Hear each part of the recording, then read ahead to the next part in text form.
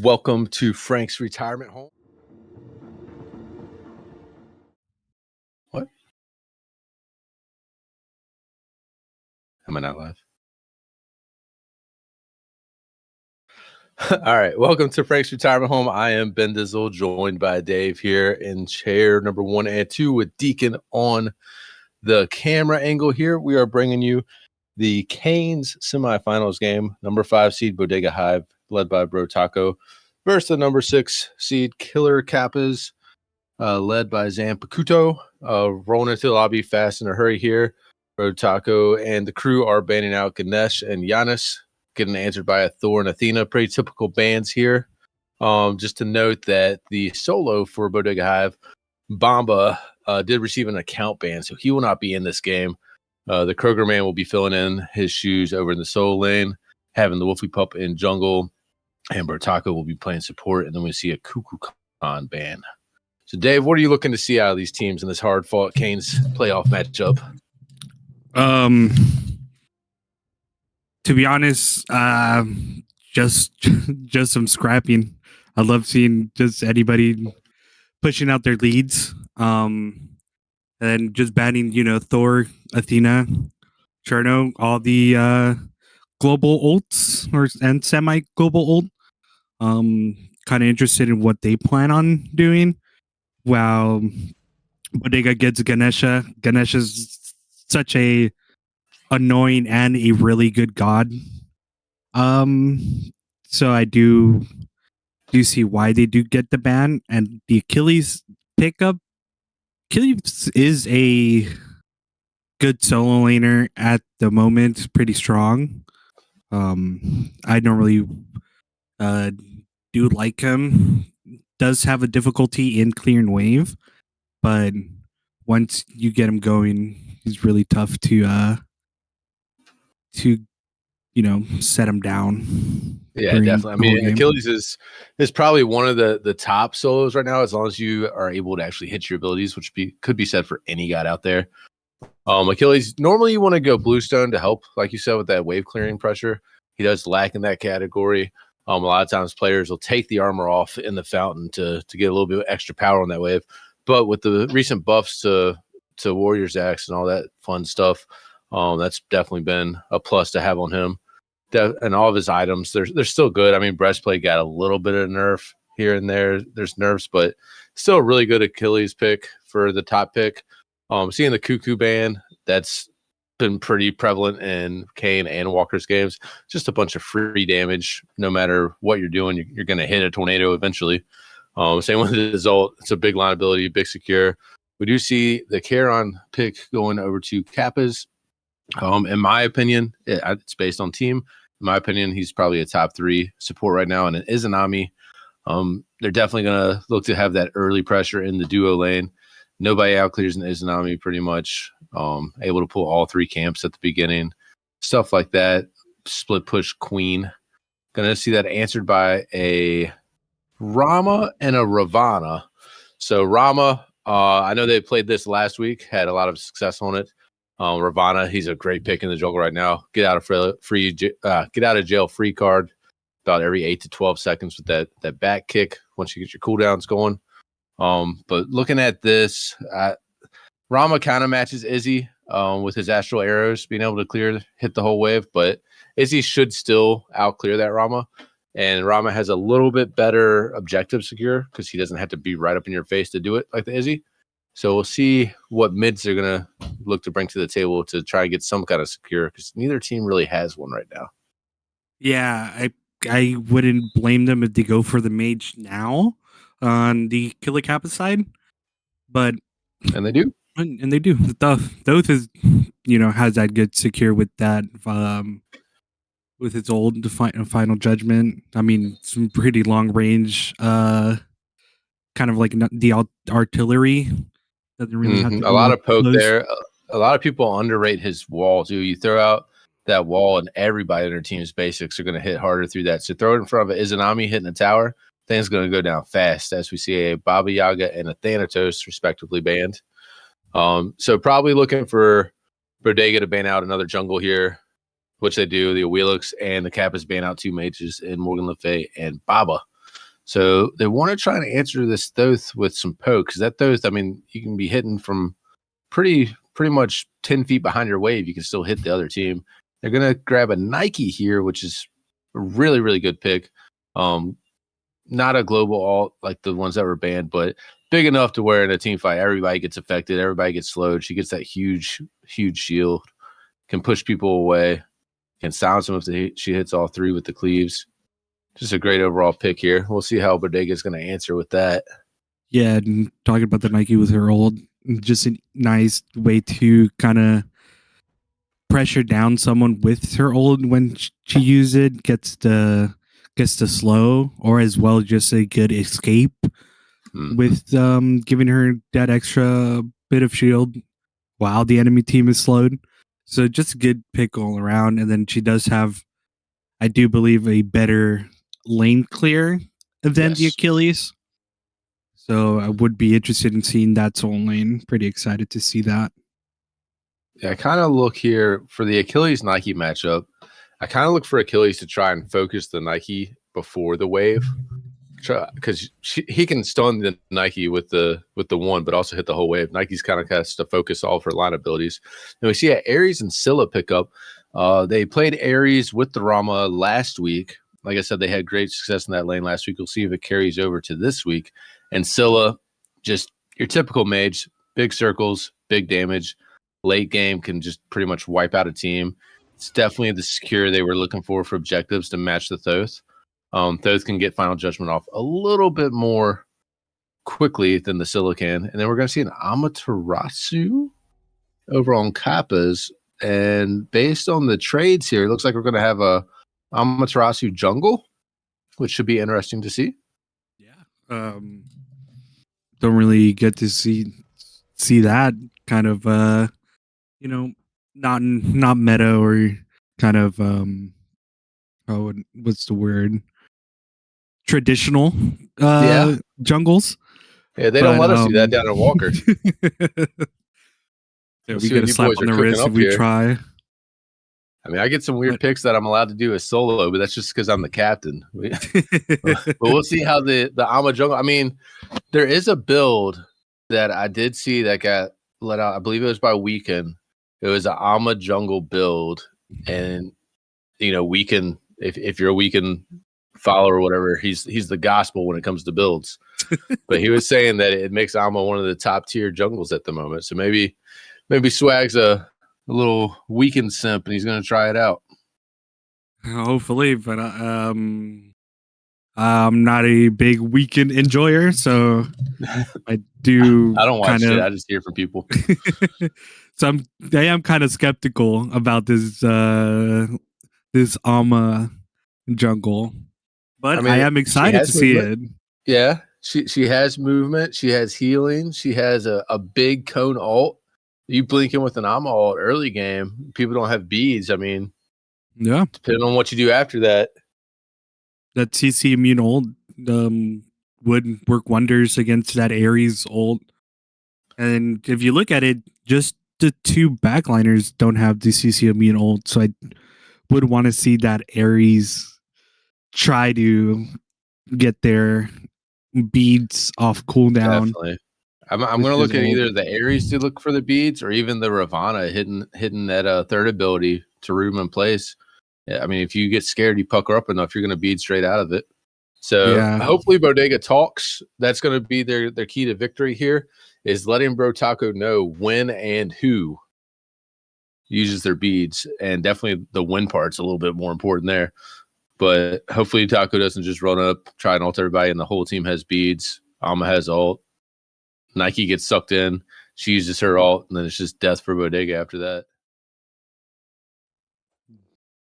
And as we get to see the the first set of builds, we see the two supports going for the war flag, while the two solos go for the axe. Oh yeah. Pretty normal stuff. I do think the Achilles would suffer on that. Was standard except for the Ama. Well, she is an auto attack based god, so I guess I could see the mannequins on it, but it's kind of I can see it. It also gives you a little bit of physical protection. I mean, late game, the upgrades are great, but even with the auto attack, I kind of would want to see Eye of the Jungle, more of a traditional, gives you attack speed, power, all that stuff. We'll see how it plays out. I mean, it's definitely going to help her clearing the camps, especially once she upgrades it late game, as we do see Izzy and Karen just kind of pushing their way through the waves here. That was pretty much called out at the beginning. Yeah, nothing unusual going on here. Getting pressured out really early. And they're both very low. They need to be careful here. Liquor store. I'm just going to call him Afro. That's his real name. Afro and Taco. Let's learn if I only got to do a couple less syllables, even though they're the same. Never mind. All right, we're good. So back to mid. We see the Ravana poked out a little bit. The Ama and the Thoth. The Thoth is just going to be able to outpoke the Scylla, outclear the Scylla to late game. As we see Kappas go left, Bodega Hive should follow suit and go right. Other than that, it's pretty much standard. Solo lane's about even right now in HP. As the Kappas do take the cooldown buff on the left side there. It's pretty much your normal stuff. Both solos coming up, boxing it out. Whoever clears the way first backs up, waits, lets the other one finish, rinse and repeat. Yeah, I mean that's the beautiful life of a solo lane. And Achilles actually getting a good bit of damage there. Like I said, focusing the Nike while also being able to hit the wave pays dividends for the Achilles, as the Nike has to kind of focus the wave and ignore the Achilles. And so he's playing that pretty well. We do see Ravana and Ama in right. Sorry to cut you off there, but Ama almost died. Oh,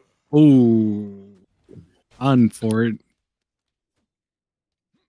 Early TP from the Nike. Early TP, early blink. Ama's still back there waiting for that blue. We could see a good little fight here between the Ravana and Ama. Ravana wins this. If they come in, that Ama is going to die. Yeah, they're both pretty healthy. They do steal the blue.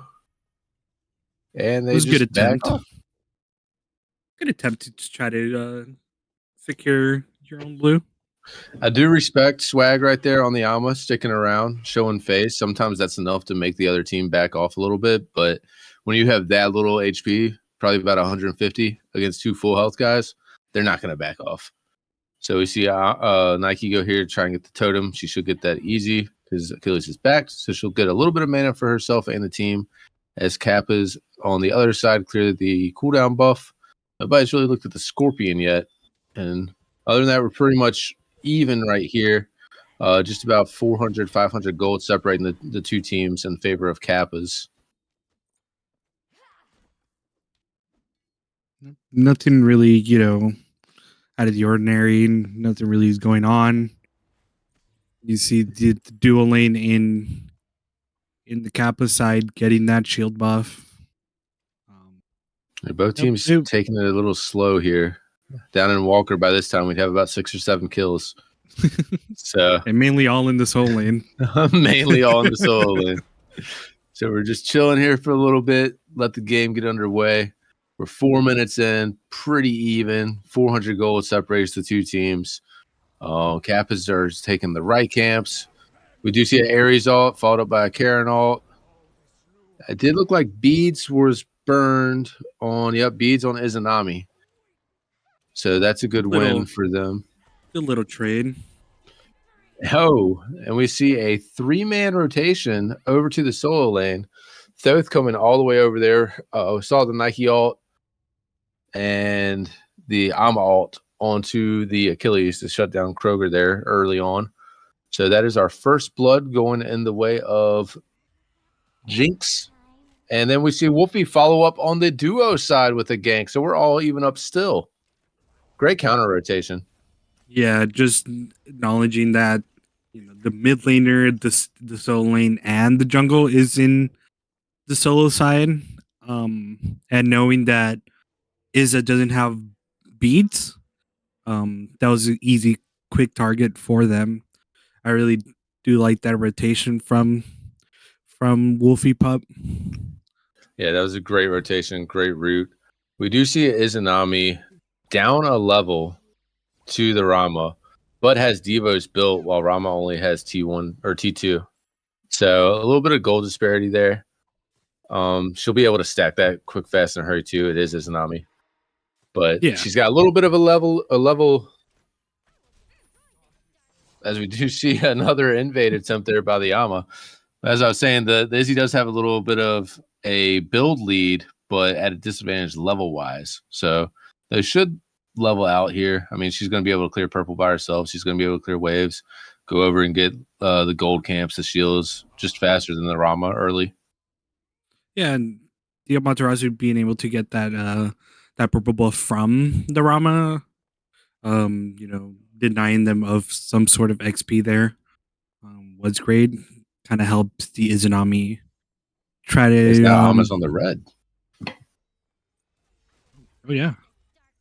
And Thoth helps her out. They're just taking over the camps right now. That's going to put Bodega at a disadvantage right now, down about 1,500 gold at this point. You got to give it out to the Alma just being able to get into the enemy's jungle and steal it from them without job by even being Pokemon, contested. Too. Pokemon shooting the Thoth abilities through the wall, helping her get that and get out. So good awareness on Pokemon. The Kappas mid, who is getting Ares altar right now. He's going to use his beads, another Karen alt. So Taco is 2 for 2 on ulting and getting a beads and Karen alt. So hopefully Wolfie pays attention to that, gets the counter on the Thoth, can do the same thing to Thoth that she did to Izzy. Yeah. But I also don't really like when the Charon ults the Ares ult, just because you could probably save it for a team fight. Anything that could help. Yeah, I definitely agree with you there. As we do see in the duo lane, Rama almost gets beat. The Izzy ults him. Rama rolls away. Wolfie's just a little off on that Ravana ult. Couldn't finish up.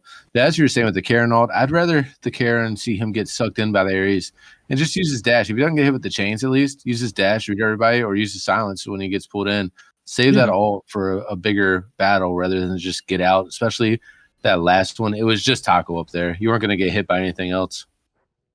Yeah, you do kind of see that that he is worried about that Ares ult, and that could lead to just the Ares trying to get the ult from him off to be able to start a team fight. And another invade, another invade. Alma's in trouble. She's got help coming on the way though. Alma drops the ult. Is Wolfie gonna get out? I think Wolfie's good. Nope. Wolfie gets taken down by Final Judgment there. Taco's kind of in a predicament, but he ults all three. Pulls 2, a little late on the Scylla ult. If Scylla had that wound up and ready to go, I think this goes a different way. Pokemon takes out Afro again. Taco's still in there low. Tinglish hits Pokemon, takes him out. Taco's going to get hit by the Karen ult. Izzy's on pursuit. Karen's still there, and Swag is going to finish it off. I don't know if that was a shield pop or just an auto, but that was a nerd circle on Taco there, as Tinglish is just kind of throwing stuff out there, trying to lure him away from him, saying, "Get out of my jungle, please. Can we have some camps?"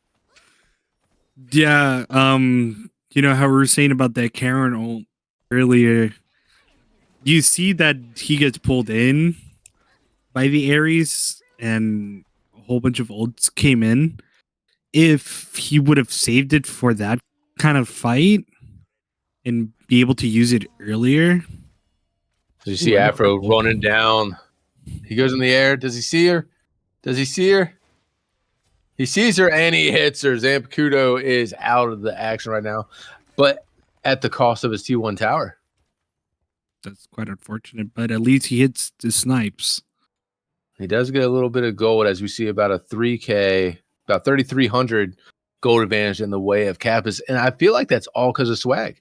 The Ama that we were kind of clowning on has been invading nonstop and just stealing away farm and gold from Bodega. I'll gladly eat my own words. Been playing that Ama really, really nicely. Great all by Taco, knowing the beads are down on Poke. The beads just come back up, but it's not enough. Taco's going to just burn him to a crisp.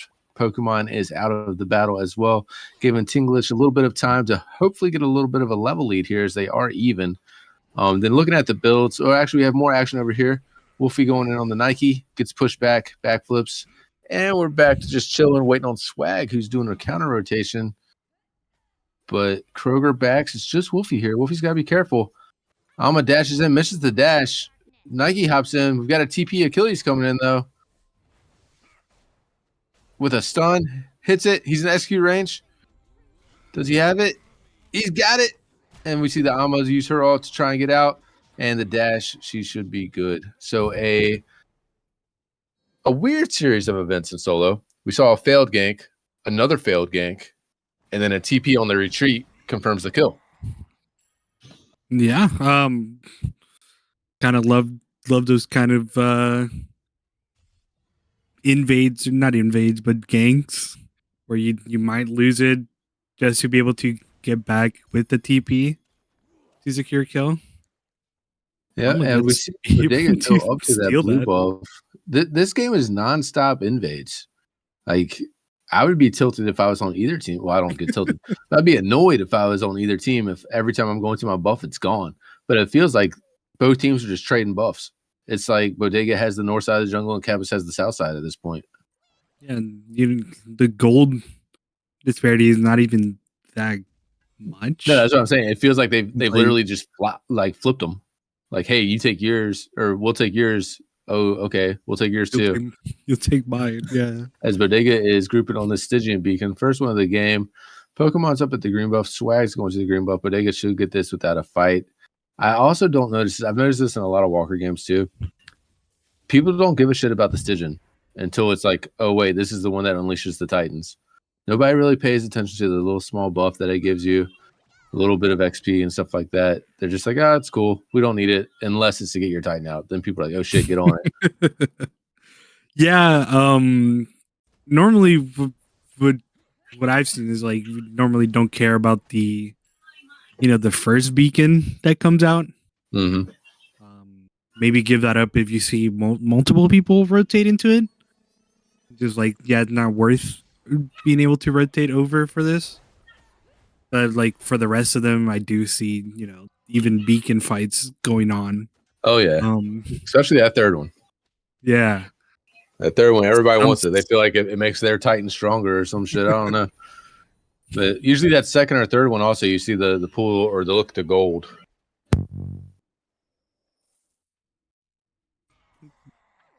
I mean, gold is kind of, somewhat the same. You see the Alma going for, which one is it? Vital? I don't know the Vital totem. Yeah. I believe it's Vital. I just call it blue because I can see colors. So Vital Amplifier. Oh, you're talking about the build. Build, Vital Amplifier is huge on Alma. Actually, so after you're healing yourself, you get all those perks, and every time that you pop her one, you're healing yourself. So it's pretty much nonstop.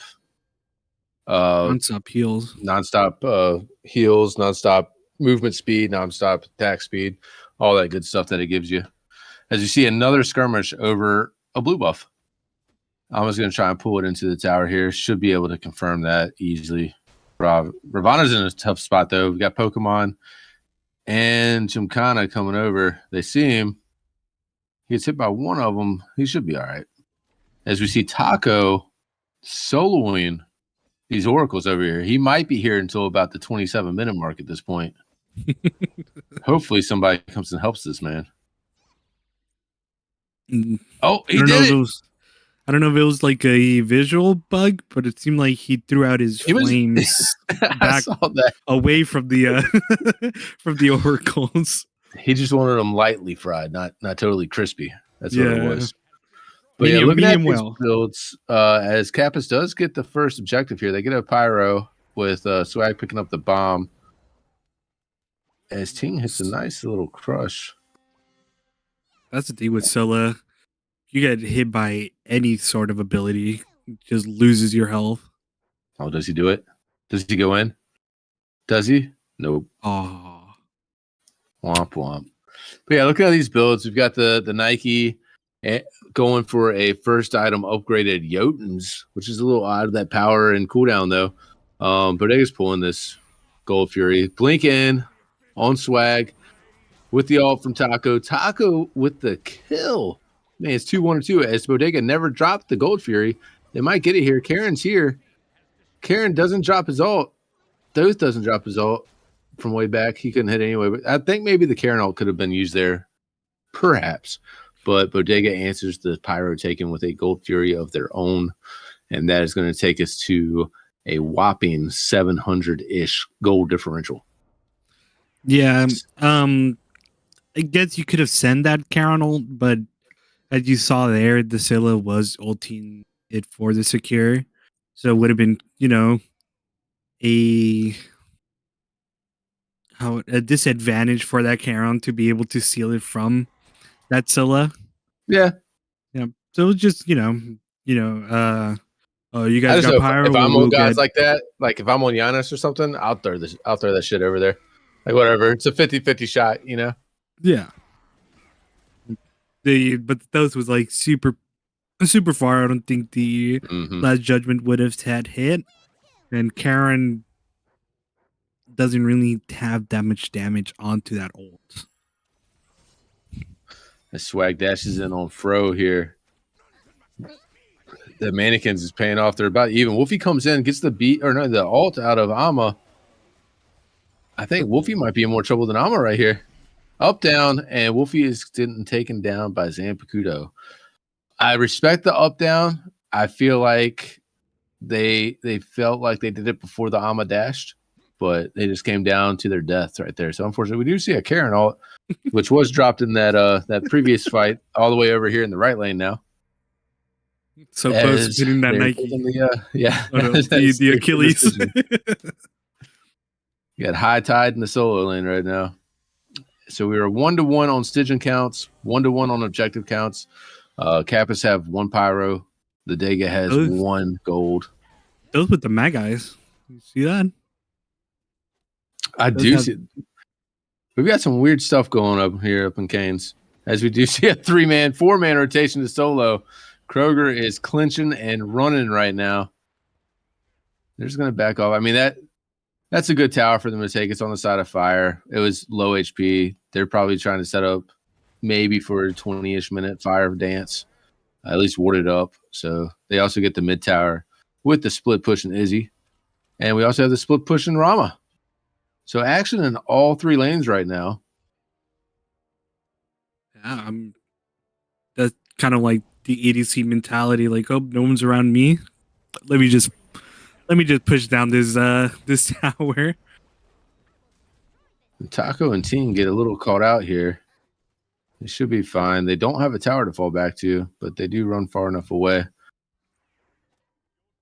They both have ult too. With the swag dashing in, Taco's going to pull in swag, but they have beats. Turnaround beats is crazy.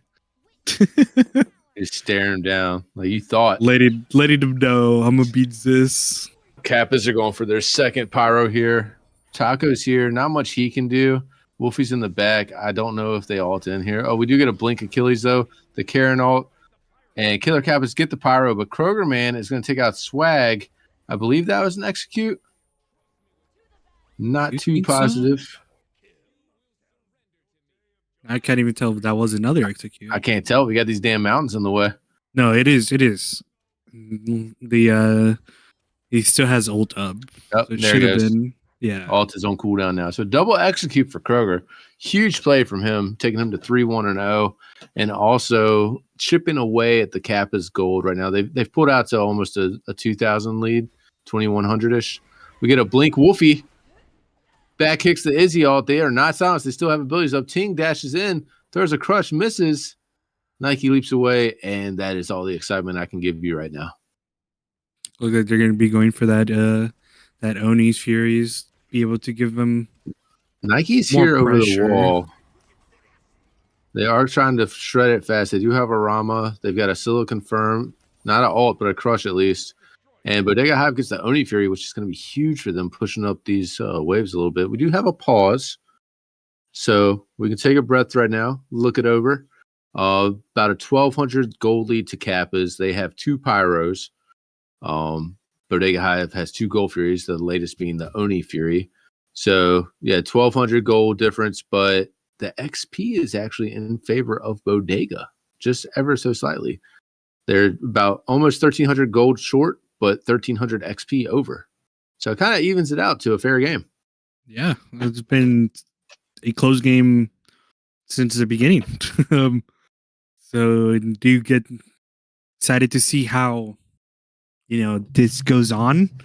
See if the Scylla gets more powerful in the later game, being able to just one shot anybody with a crush or the root and a crush.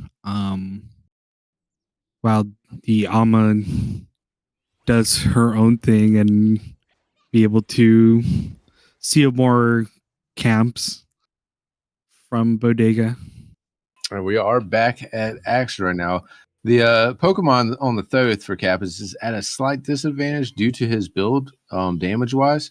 The Scylla is going to be a little bit ahead on that damage spike. I can respect it, especially since Pokemon knows Bodega and knows Rotaco. Might feel a little bit targeted as Kroger's pulling all the camps over there. He might get all of them stolen in about 2 seconds, though. All that work for nothing. I would be so pissed. That's gotta suck.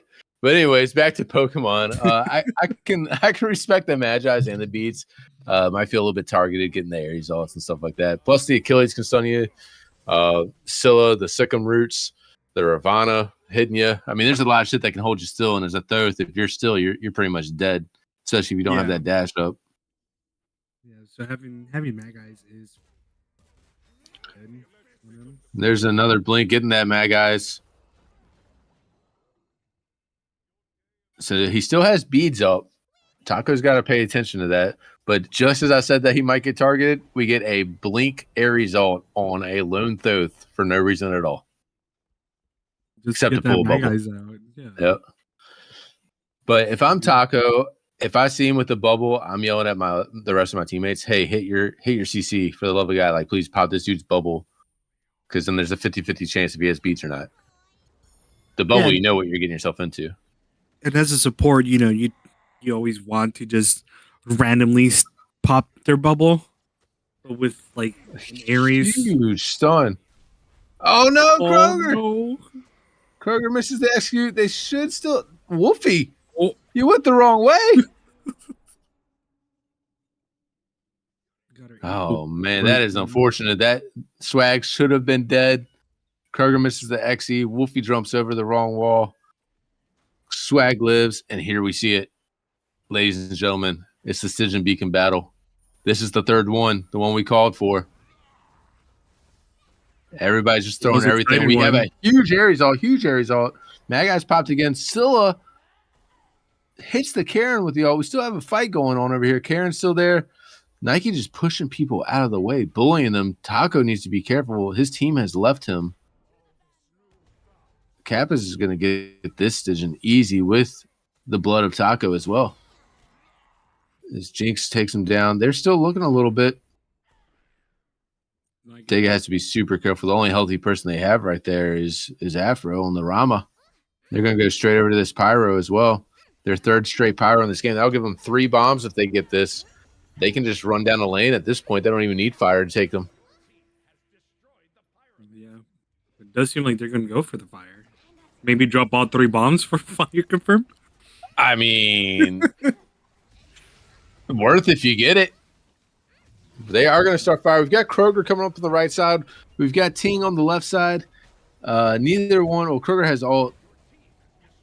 And Kappas gets the Fire Giant pretty easily. They almost lose swag. Krogerman dies for his stealing efforts. Wolfie's got to be careful. That's backflip down. Rama, I believe, just rolled in. Rama just gets destroyed. Nike drops the ult right there, getting the huge buffs and everything. Everybody just needs to back just up got here. out of that crush in the nick of time. Yeah, that he was on the line. I believe his beak was still in the actual circle. Yeah, just that dash was like perfectly on time before he got killed with that. So now we are seeing the tide go in the favor of Kappas right now. They've got a 6,200 gold lead. as well as almost a 6,000 XP lead, and they're not slowing down. They're on this Primal Fury with nobody on Bodega here. All of Bodega has gone right to deal with the Titan. Kind of a smart move. You burn theirs down faster, give up the gold. It's not going to help with anything, really. Fire's already down. This is where they need to make their stand right here. If I'm Kappas, seeing all of them over there, I send that Izzy and Alma down left lane. Alma's got 2 bombs. Possibly do something there or mid. Yeah, and Alma having Shoguns, being able to give the Alma even more faster auto attacks, being able to kind of shred that tower rather quickly. We've got Rama waiting around the corner. I am kind of surprised to see a Phalanx as the physical defense option for the Alma and not a Berserker Shield for more attack speed and a little bit of extra procs there. Phalanx is kind of all right, but I believe that's more of a laning tool, like if your minions get hit or some shit like that. Yeah, whenever you get auto attacked, your minions get a buff. So I'm not really understanding that pickup. That's the weirdest one that I see out of both teams. Definitely would have gone on Berserker Shield. They might have misclicked, you never know. But Kappas are pushing down right lane right now. They've got 3 over here with the tower shredding Izzy. They also have a bomb in the pocket of Nike. Should get this tower. Shouldn't have to bomb it, even with Kroger being there. Kind of want to save those bombs for the birds. Really quickly. Yeah, Izzy's just going to shred through everything. If Bodega doesn't come over here, wherever the Izzy's going, they're going to lose whatever's in that lane. Seems like they're just going to take tier 2 towers down. Oh, Taco with a nice... Oh, but we miss the Scylla. Oh, Taco's getting out. A lot of stuff happening there. Izzy throwing stuff. We've got the silence on Charon. All in all, there, Kappas have no ults up at all. Is that Kroger? Oh boy, Kroger just TP'd at the worst time, brother. Holy shit! He just TP'd into 5 and gets deleted instantly. You got to ask your team: is it safe? You had 3 people there. It definitely was not safe, man. That could cost them right here. Probably thought gives tower a little bit of shield. Hold up, guys! I'm coming in behind them. Boom. They wouldn't expect so here this. We've got the Alma ult back up. The Thoth ult, Final Judgment's about to come up. Nike's about to get ult.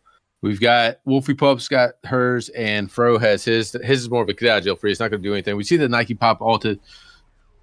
Double bomb. Bird is going down fast. Wolfie goes in. Oh, almost gets the Izzy. Izzy dashes out. We've got Nike just coming in, silencing people, jumping, kills Ting. Swag still looking. He's looking at Taco. Taco's getting out. Poke's doing the poke. Easy bird, easy death right there. They should back up a little bit. Maybe reset. Look at this Oni Fury when it's coming up. I think if I was them, I'd just try to get both of the objectives that are up. The only one being at the moment the Pyro. And they take another Pyro. So they used 3 bombs, I believe, on that one bird. I think I missed one. All the bombs are gone. Yeah, they had to have used 3 there, unless they used one on that tower once they saw the TV showing. I don't know. But Taco stops Pokes back there. Sears his feathers just a little bit to slow him down. Not going to do anything major, though. But looking here, what do you think Bodega needs to do to get back in this game? I mean, they're kind of at a loss right now on who they're targeting. They're on the Oni. They should get the Oni free, which will help, but they've got almost 2 full waves of fire minions on their Titan right now. Yeah. What do you think they need to do? Just coordinate a little bit more. Just kind of call out who got beat, who doesn't. Yeah, I'm seeing a lot of random ults thrown out. Like Taco's pretty much ulting on cooldown, which you like. Kappas is on the fire right now. Taco, Ting, everybody but Kroger's coming over. Oh, Bodega steals it. Just short, 45 seconds short of being an EFG, but huge steal in their favor at the cost of Taco, it looks like. I would not save him. Yep, folks going to kill him. Huge steal. Gives them a little bit of breathing room. They also got that Oni, so that's helping them push out a little bit. Kroger's pushing out the fire waves up to the Oni waves on the left, which will slow them down. But Kappas is going to 5-man this right. They do have one bomb left. No taco here. Kappas, it is just base Fire Giant, not EFG. Yeah, if it was EFG, I don't know if they. I mean, it's still 5v4 here. Karen all clears out the wave. Nike comes in, drops theirs. Wolfie going on the back line. A huge ult by Wolfie. Alternate timeline on the Thoth. We are going to see Kroger kill Gymkhana. We've got an Aegis on the Izzy. Izzy should be able to dash. Nope. Zambakudo goes down to Kroger as well. Kroger is playing lights out in place of the Bozo banned Bomba. But he is doing a great job over there on the Achilles. He's 5-3-0. Wherever he goes, he gets the kill. He doesn't share well with others. He's taking it. Just like him in the jungle. Pretty much. As we see another decision, I don't look for either. It's pretty much just a convenience right now. If you're there, take it. Which Swag probably will. But a huge defense. They did lose a bird, but they could have lost the game there if they didn't go in. I think Wolfie kind of saved the day there by just going to the back line, getting the alternate timeline out, which is annoying as shit. But got it out of the Thoth. That's down for 300 more seconds. So if you kill him next time, he's actually dead. So you don't have to worry about that. So they're going to look and try and get some towers here. We got Swag coming up on the backside. Could turn bad for Swag or for Team here. Swag with the dash in. Taco misses the chains, hits 3 with the ult. Is he going to pull any? He pulls an Ama ult to him and a Nike. Not the 2 you want. We do have the Karen ult pushing away Bodega a little bit. Oh, no. Ting just dashed in, had the Aegis, gets silenced by the Iznami ult. Ting is hurting. Wolfie goes in again on the back line, takes out Pokemon for real this time, and Swag. A 2-for-1 in the back line right there, favor of Bodega. They do, however, need to back up a little bit. They've got Kroger and Lucastor, and that's about it. Ting, if they pretty much sneeze on him, is dead. They're running. I don't know if they should stop here. I don't know if they know that Izzy is chasing. Izzy gives off the chase and goes to the wave, though, with Charon. So a good fight by Bodega, but they also need to do what Taco's doing right now and pay attention to these fire waves, which he just turned and ran away from. Oh, my goodness. Lucastor. He's starting to hit. He's got the build on. He dashes in. He needs one more auto. Come on, Achilles. Kroger, you got it. Oh, my God. Oh, my God, bro. And look at Sword comes in and hits the one auto. That's all we needed, ladies and gentlemen. Just one arrow. Kroger drops the kit, does about 20 HP damage. That Rama just deleted the Izzy. Yeah, Rama is built. He's got crit, upgraded Deathbringer. Izzy decided to not go crit, went for the pin build. Both are great builds, but just that late game crit is going to hurt. We do have the special by Charon, but that's only going to slow it down a little bit.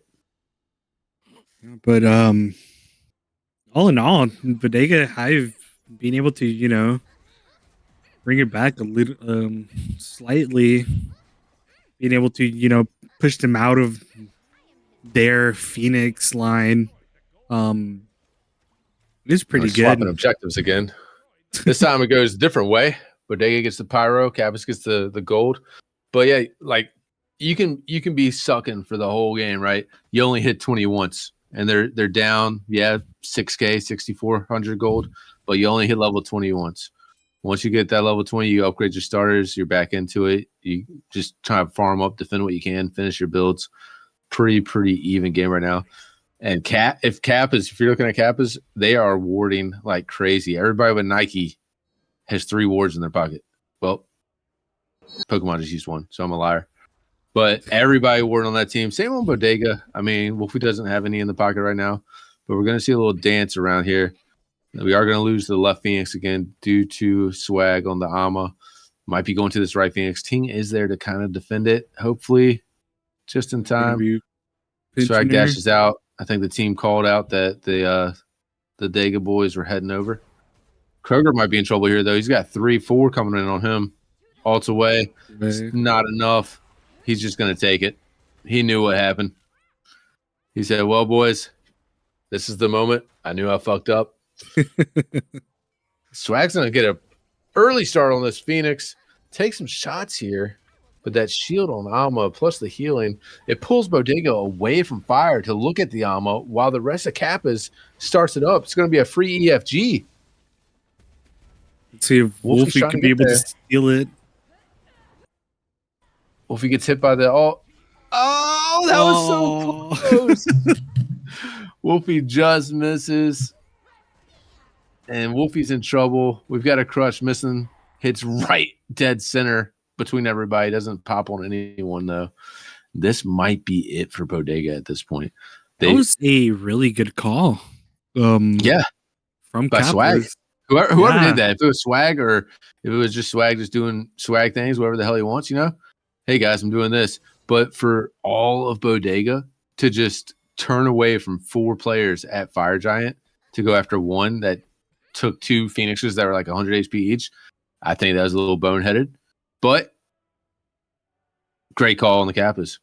Yeah. Like, hey, Swag, they're coming your way. Waste time. Okay, got it, guys. Here's an EFG. And, Swag being able to get out of there without even dying, too. Huge. Just a bonus on that. Now that Killer Kappas have the EFG on them now. Kappas are getting Stygian. This is where it turns. It's all over if they get this. Oh, man. We got to wait 5 minutes until to another beacon fight. Now, Bodega's done pretty well on these defenses, but they haven't had to defend against 2 down Phoenixes and EFG rolling down your throat. So we'll see how they do here. Swag's going to be pushing up that left lane. Everybody else is grouping around in the middle. You've got the minions pushing in on the right. You have to take care of them. They're going to be split. It's going to be about a 4v3 in the mid. Swag dashes in on Ting. Gets popped. Doesn't really do any damage because of the shield. And here we go. The Nike drops the ult. Slows the Scylla. Scylla's in trouble in the back line. Pops the Aegis. Alternate timeline on the Scylla as well. Ting is going to get out there. Wolfie comes in the back and gets Zambakudo. Pokemon returns the favor, takes out Wolfie. We've got Swag just fighting over here. Rama goes up in the air. I don't know who he's shooting at. Poke dashes in on the Thoth. Gets stunned. Pops his Aegis. Kroger is just trying to survive and do the damage all at the same time. Huge Scylla, but alternate timeline again on the Thoth gets popped. Karen gets chained. Taco gives up chase. I think I would have followed the Karen there. Taco is all alone, chasing the Nike. They are on Oni, though. Oni Fury is going to be huge for them. They still have Fire Minions pushing down, but Oni Fire Minions, that's a different monster. Yeah, those minions could just win you a game if Bodega isn't careful. But to be honest, it was a kind of a nice defense, even though you do lose the mid Phoenix. I was kind of getting annoyed because that mid Phoenix was like an auto for like an auto away to die, and nobody was hitting it. But I think they did so well on defense because they countered it with an offense. Wolfie goes in on the back line, takes out their Shredder and Zambakudo, and that just kind of throws their whole thing away. But both mids losing alternate timeline there, huge pickups, pay dividends already. Twice for Poke, once for Ting, save both their asses. But both of those are going to be down this next fight. So I feel like it's whichever mage dies first here. That team's going to get the advantages. Alma pops out as he gets pulled in by Ares almost. Kroger's on the chase here. Cannot outrun an Alma no matter how hard you try with an Achilles. Wolfie might be, or no, that's so. Yeah, that is Wolfie. Ravana and Rama, dude. Don't be on the same team again. And they're going to be taking the left with Swag and pushing in the right with the rest of the team again. This is going to be a fight for the game, I believe. As Poke takes down Ting, that's the one I called. I said, whatever mage dies first, that's the team that's going to lose the fight. Zambakudo takes out Wolfie, who I believe tried to jump in the back line again. Third time was not the charm here, as we've got all of Kappas in the Titan room. Poking, shooting, everything's going on right here. Titan is at a quarter health. Kroger takes out one more kill for good measure, but Kappas are going to take this game 1, despite a valiant effort by Kroger stepping into the solo lane. Yeah, I mean, I was gonna say shout out to Kroger in that not this fight, but the last fight. He was just standing in front of three people, staying alive, being able to just keep him out. Unfortunately, this time couldn't really do that. He did get the kill, but the Titan does fall. Super even game. 16 kills, 16 deaths for both teams. But look at the assists on Kappa's side compared to Bodega's. 45-27. They were fighting as a team. Kappa's just had a better team game plan, team synergy that game. I get that Bodega had a few members missing, a few members in different roles, but I think they just need to group and target a little bit better. As you see damage figures, Lucastor on the Rama, right around 31K, is less than two members on the Kappa side. He does outbox the Izzy a little bit, but it's just the team. I mean, Kroger, shout out to Kroger for sure, though. 71,000 mitigated with another 25K in player damage, 6, 4, and 3. Great job. But Swag on this Alma jungle did not the most damage, but a respectable 19, but also mitigating 56 at the same time. That was huge. Yeah. And, Alma wasn't really fighting as much, but she was just stealing camps, soloing Phoenixes, just, being kind of a menace in that jungle that worked out really well for them. Yeah. Shout out to Swag on that Alma pig. Made me look like a damn fool. Same, dude. I thought it was stupid. Clowning on her. But all right, I'm still not taking really back what I said about Weekend, bro. But wait, no, that was you. You said it. That was me. And I'm still not taking it back. But that is game one in the books for this Canes semifinals. Bodega is the 5th seed. Kappa is the 6th seed. Kappa takes game one off of Bodega. So far, as a note, other than Ice Age's game earlier, every set in the Canes playoff, the lower seed has won, except for Ice Age. So we'll see if that follows suit here with Kappas. But I'm Ben Dissel. This is Dave over here. We'll be right back with game two.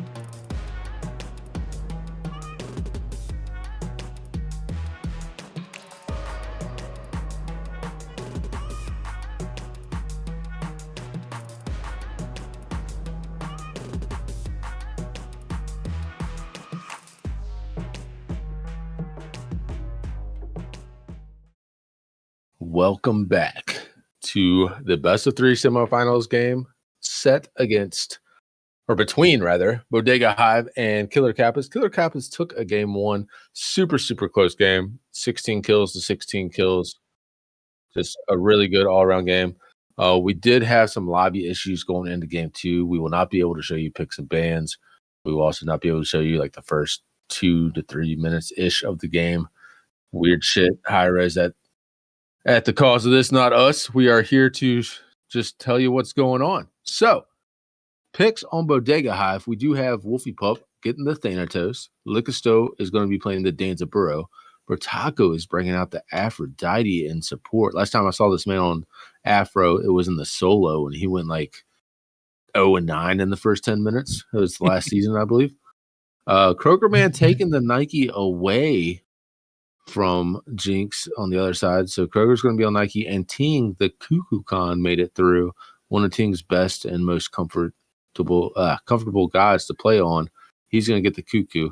On the other side, Killer Kappas, we've got Pokemon taking the Silo away from Ting. See if he can do a little bit better. Zampakuto is sticking with the Izanami. Gymkhana sticking with the Charon. We do have Jinx taking the Surtur into the solo lane, a very strong pick right now. And Swagmaster is going to be taking a Wheelix, which is it's really going to come down to Swag doing it on his own. I mean, you've got a Nike leap. Don't want to really pull a Nike in just to ult and slow your whole team and everything. And I believe the only form of knockup they will have is the Surtur landing his ult. The fire from above hits that big fireball and knocks somebody up just ever so slightly. So looking at Swag to pretty much make shit happen on his own. What are you looking to see out of these teams here, Dave? Pretty much trying to see Bodega Hive play as a unit, like how they did at the end of game 1. But I am looking for Killer Kappas to be able to play together like they did in the whole game of game 1. Maybe we get to see, the Kappas jungler, kind of be the menace again, like how they were in game 1. And we are actually live now. We have gameplay going on. We are here, and surprise, Izzy Charon getting lane pressure. Repeats of game 1. But yeah, as you're saying, looking at Bodega Hive, just looking at them to play a little bit more together. The assist totals, the kills and deaths were even. Assists were pretty much double in favor of Killer Kappas. Karen getting a little ballsy here going up. They do have the Afro getting her kiss first. I'm going to help out Lika a little bit, but still not going to be able to outclear this Izzy. As we see Bodega taking lefts, Kappas taking rights in mid. A classic boxing match over in solo lane. Pretty much your typical stuff. Looking at the builds, Wheelix Swag, who went the mannequins last game, has decided to go Boombas, a much better pickup. I believe that was Beads popped. Yep, Beads on Zambakuto's Izzy. He is in trouble right now. You got Wolfie coming in. Silences out the dash. Misses the scythe. We have a shell popped. And Zambakuto escapes with just a hair of health right there. Great rotation. Great know-how of kind of where the Izzy was there for Thanos to hit the silence as they take this cooldown buff. Looked like a Wheelix tried to go into the right to give a little pressure onto Kroger Man. Didn't go well, but coming behind Ting in mid here on the Kukan, I see a blink go. Playing it by sight, but Ting is dropping the tornadoes. Takes a lot of damage onto Swag right there. And we've got Wolfie coming in again, silencing the Scylla. Misses the scythe again. It's deja vu. Nothing happening.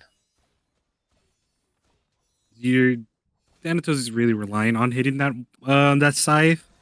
It was quite unfortunate that they missed it. Zan's in trouble. Sorry to cut you off there, but nice. Liquor Store just took Zambakuto to the store and cashed out with a death. And they're just poking this Karen. Karen's just taking unnecessary damage right here, just standing in the range of autos from both characters right there. And we've got Wolfie over at the blue buff, Swag over at their blue buff. They are learning from last game where it was Invade City. Poke's a little poked out here in mid. Just a lot of pressure with the Kukulkan. One of the fastest to be able to clear the wave with that 3, slowing them down with the 1. Just a little bit faster. Still, it takes a little bit of time to get online. Kukulkan can clear the wave, I believe, at like level 3 or 4. You saw the Wheelix on top of that cuckoo, and that tornado just almost kills her. That tornado just does so much damage if you stand on top of it, if you pass through it, if you accidentally step in it. That that tornado is so strong. Yeah, definitely late game. You accidentally walk into that tornado, you're losing half your health. But these teams have got to be a little bit careful. Wheelix does have ult now. Athena is not too far behind. Poke was staying out pretty low there. If he does it again, Athena's going to be dropping down from the air, getting the execute off as he hits 5 right now. Kook is slightly behind Poke on the Scylla, just hit 6. And then duo lane, Bodega, both characters have about a half level lead up. And solo, we are even Steven.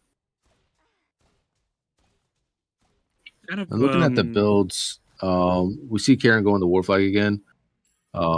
Brotaco is going Sentinels to get those assists and a little extra gold. He does go Prophetic on Afro. Don't really like it as much as some of the others, but it is still a good item on the Afro. If you're able to get your damage off, not even being in there yourself, you can just pop it with whoever you're attached to doing the bubble damage for you. But build wise, pretty standard. We do have a fight over here. Kroger's going to drop the ult on Nike, gets the shield, gets out, trying maybe a little bit too hard for this totem. Could pay a little bit. Swag misses the tiger, and he should back up and be good. Yep. The Nike going with the phalanx. Oh, I said he should be good. He decides to go in, gets a Wheelix pulled, ulted in, flips over. Jinx takes the kill. Wolfie with the Thanatos all comes down, takes out Swag. We've got fire from above from a Jinx to get out. So a 1-for-1 jungle for solo. I feel like that's a pretty even trade. Both of those team members can get farmed, but Wolfie stays over to invade the blue. Not sure if they're going to get it or not. Looks like they got it. Wolfie steals the blue, so we've got our first invade of the game. Taco and Luka just pushing on this Charon. They do get silenced a little bit. The taunt is just a little too slow. Izzy's able to dash out of it, and they're going to reset here. So good fights early. We've got another fight over here between jungle over the right camp. Wolfie misses the scythe again. But Ting is here. There's the feather step. Just misses on the tornado. I could have sworn they were in it. Misses on. Oh, and Scylla hits it.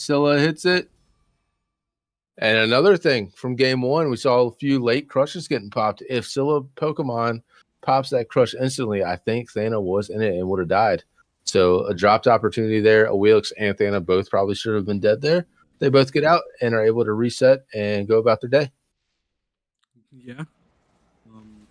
Also, was going to say shout out to the dual lane in Bodega High's favor, being able to press out at Izanami and a Charon. Yeah. That's impressive. Just getting that early kill on that Iza. You see another boxing match in solo. Kroger jumps in. Surtur just pops the flames. Pretty even match here. Just being able to just beat the shit out of each other for about 20 minutes. I do like the phalanx on Nike, just because the Surtur is going to be looking into just autoing you. Mm-hmm. Yeah, I don't mind the phalanx at all, especially against a Surtur that his first ability is considered an auto, and he usually gets auto after that. Phalanx makes sense here. I still say it doesn't make sense for the Alma jungle last game, as he dashes out of another taunt. And those solos just beating the hell out of each other, but we do have a 2-man rotation coming over to solo lane. We've got the Scylla and Charon coming in. Nike's under tower back. Scylla pops the ult, hits it. Oh, man. I think if Charon had kept going with the Scylla there and possibly thrown their ult, they killed the Nike there. But Charon turned around for some reason. Said, nah, dude, I'm out. And Kroger's just going to back and reset again as the Wheelix jumps out of this 3v1. Izzy drops the ult to try and silence. Danza hops on the rocket. Hits the Izzy right at the tower line. Oh, another perfectly timed dash. Zampakudo is lucky as hell 3 times now that I've counted, at least, with these dashes, just being able to get out just in time. But a lot of pressure being shown by Bodega. Yeah. I mean, the Izanami popped her beads. Wow. She got hit by the Donza ult. So that last scene beads saved her from getting silenced out by the Thanos. So it's just quite unfortunate for Thana not being able to silence. Take that blue. Yeah, Thana, if the beads weren't there, that's a dead Izzy, 100%. Yeah. Thana's coming back over, though. He's definitely favoring this duo side this game. Thana does have ult, too. And turns back again. Probably going to these left camps that are just spawning. He's going to get that XP. We do see another rotation over to Kroger's side of the map, looking for a return blue invade. And they pull it off. So they trade blues yet again. A lot of that happens. Swapping blue buffs, swapping purple buffs nonstop. Scylla is still here, kind of behind. Maybe seeing vision, dashes in. Feather step hits. Nike pops off to try and get out. We've got the Scylla, hits it again. Oh my goodness. And there it is. The unlucky Nike leap into the Awilix pool. The only leap they have on Bodega is getting prioritized right now by Swag on this Awilix. So they take that out, take the Nike out. Surtur's going to get a little bit of pressure, already has a level lead. The Awilix is, however, down a level. And everywhere else we're even. Kukulkan did just gain a level on Scylla, though. So about even. Bodega's up 1,300 gold, 2,200 XP, though. They're just farming a little bit better. Kills are 2-2, so that's all farm XP that they're getting right now. Yeah, with all the rotates that Scylla have done to Soul Lane, just I do see why the Cuckoo is a level ahead, being able to kind of clear the lane while the Scylla is gone, trying to get that kill over in the Soul Lane. Just kind of using that against the Scylla. Oh, the camp blocks the scythe right there. Unfortunate for the Thana. But yeah, as a mid, if you're going to rotate out, you got to get the kill or the assist. If you're getting nothing for it, you're going to fall behind fast if the other mid stays there and just takes 1, maybe 2 full waves from you. We do see the as Kook might be in trouble here. Takes a wrong turn right there. Does hit the tornado on the Scylla. Gets rooted, though. Scylla hits the ult. Kook's going to beads out. Taco's here. Oh, hits! Spirit of the Nine Winds. The crush is there. Taco gets him out with the Afro. Oh, Liquor Store's going to drop. Swag's going to drop. We've got fights going on. We missed out. I'm sorry. But there was a 1-for-1 over on duo side. Swag dying and Liquor Store dying. Jungle for ADC? Nah. But yeah, I'm not sure how the fight went down. All I know is Liquor Store and Swag both swapped us. We almost had another death in the middle on Pokemon. Spirit of the Nine Winds just came out, crushed him down to about 100 HP, gets out. Then you think King's going to die. Taco comes in for the save. We've got Wolfie standing on the Stygian. We're actually going to have a fight over the first Stygian. This is crazy. But Kappas has 3 here. Bodega has 3 here. Nike leaps in. Gets pulled right back out. Oh, that's Taco. Taco gets pulled out. He's got to be careful here. A feather step and he's done. They're going to turn on Swag. Liquor Store coming in.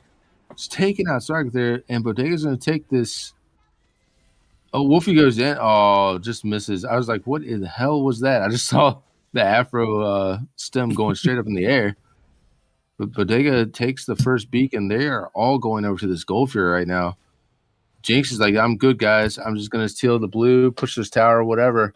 But Pokemon is coming up. He's going to run into Kroger up here. Kroger jumps on Poke. Izzy's coming up on the other side. He's going to run into Wolfie. Gets silenced out.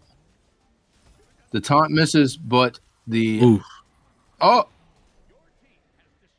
I'm not sure how Taco died to Zan there, but a 1-for-1 trade in favor of no one, but really in favor of Bodega for getting that Gold Fury, putting him up just about 2K, 24-ish, 100 up now on the gold. Danes is going to be able to possibly get this tower with Izzy dying there too. Has a wave coming and a half a wave going in right now. He's going to back up though, secure the buffs. Still going to take that tower down to probably about a quarter health with that many minions as Kappas turns over to the Pyro. Saw this in game 1 a lot too. Just swapping. Still drops you out for confirm. But just swapping Pyro and gold. Both teams. I think this is the same way that we did last game. Kappas was taking all the Pyro. Yeah, because they had 3 bombs at one point. Yeah. So Kappas are prioritizing Pyro, Bodega's prioritizing gold. We do see the XP difference is pretty much even right now as Wolfie goes up in the air, gets crushed. Taco kills Poke. I believe that was with the Doves. Good little fight there. Another boxing match in solo. But yeah, XP is pretty much even right now. Gold also pretty much even right now. So you're just looking at which team can kind of pull ahead and actually keep a lead. Yeah, and we do see just, small level leads around the map. The Surtur being a level ahead, the Zanza being 2 levels ahead, or just a level and a half ahead. The Cuckoo being level ahead. Just very different XP or level differences all around. I think the big one is the 2-level lead in support because it is hard to get levels in support as it is. And if you fall a handful of levels down on the other team support, you're putting your entire team, not only yourself, at a disadvantage. And Sur's going to ult out of there. Got jumped on by Wolfie. Wolfie's been all over the map this game with this Thana. Taco might be in trouble. Swag just walks past. Now he's good. Swag might be looking to come up behind the Danza, but Swag is all alone over here.